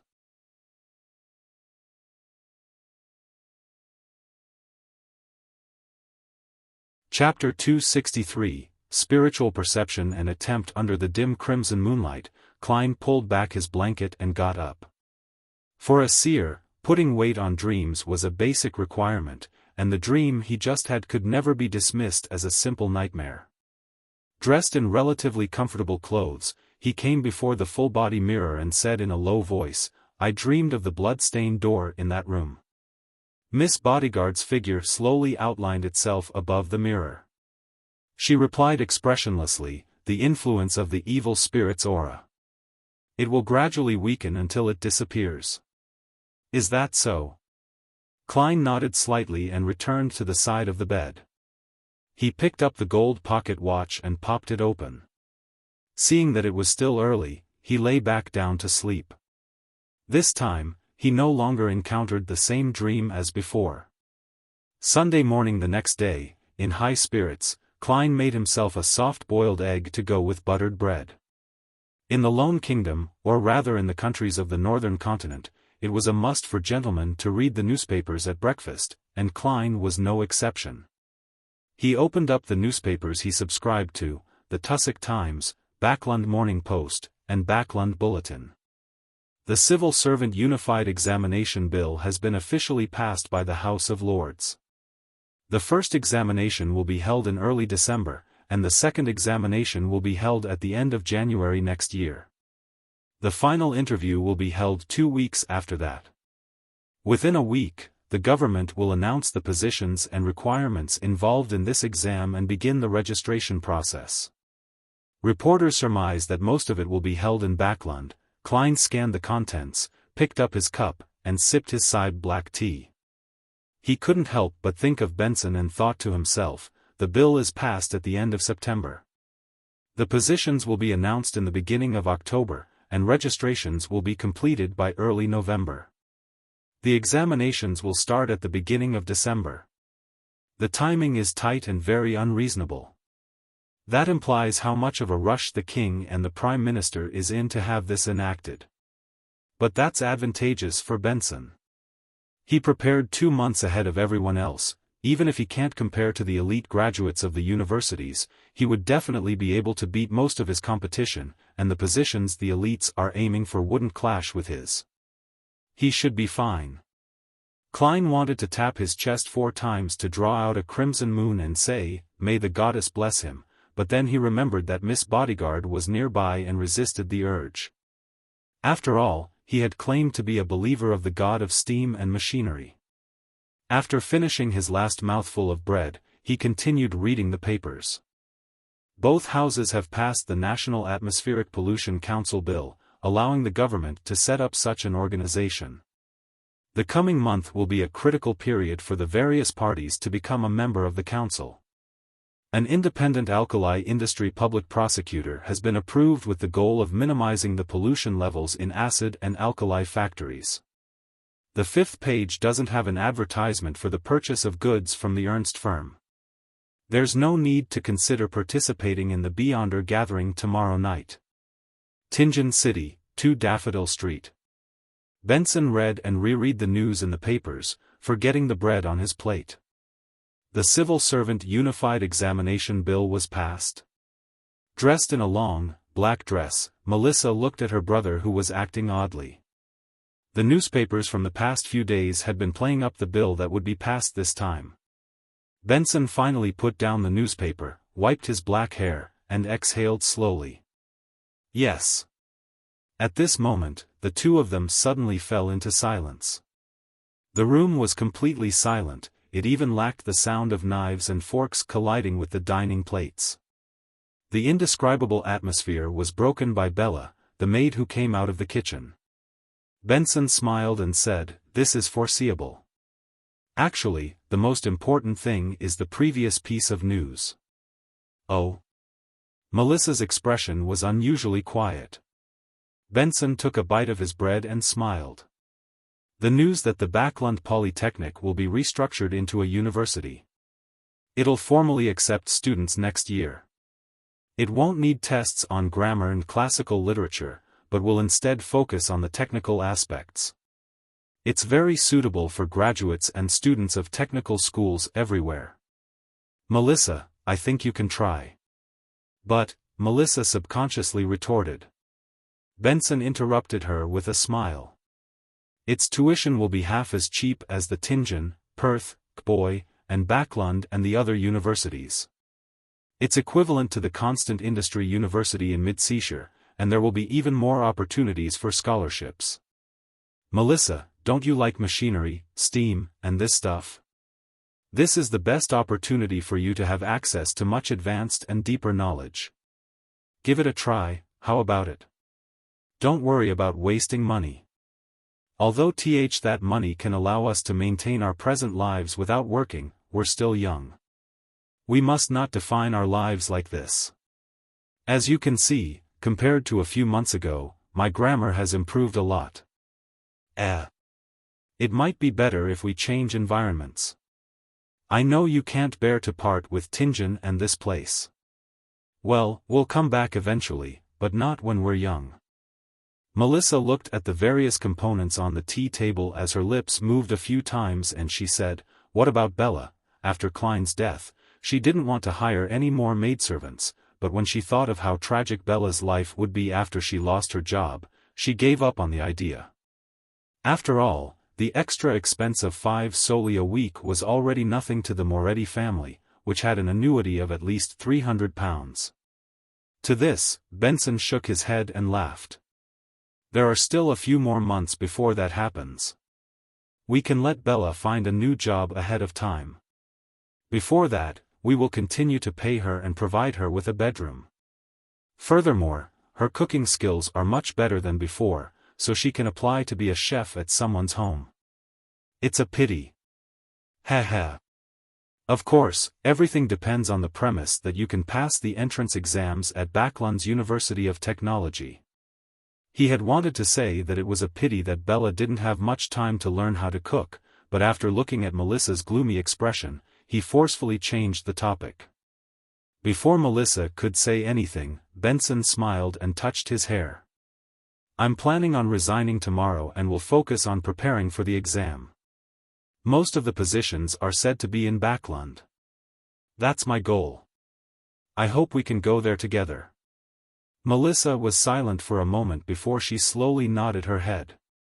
At the same time, she put down her fork and knife, wiped her mouth with a napkin, and said, "I'm going to the bathroom." All right. Benson watched his sister leave the dining table, and the smile that had been plastered over his face rapidly vanished. He took out the silver pocket watch with the vine leaf patterns, took a close look at it, and sighed very quietly. During the whole of Sunday, Klein busied himself with the public libraries in the Cherwood borough in search of information related to Viscount Pound, but the Viscount's family didn't have a single biography, nor did it arouse the interest of any historian to conduct a special study. They were scattered across the annals of history, and Klein, who had no search function to use, felt a throbbing pain in his head as he faced the vast collection of books and essays. He spent 6 hours browsing through a lot of information, but failed to find any useful information. I have to find someone who has a deep knowledge of the history of the nobility. Or I have to bribe someone in the police department to get the address of Baronet Pound. He's an aristocrat, and the police department must have a corresponding record, and there aren't many aristocrats. When Klein got home, he stood in front of the mirror and talked to the air.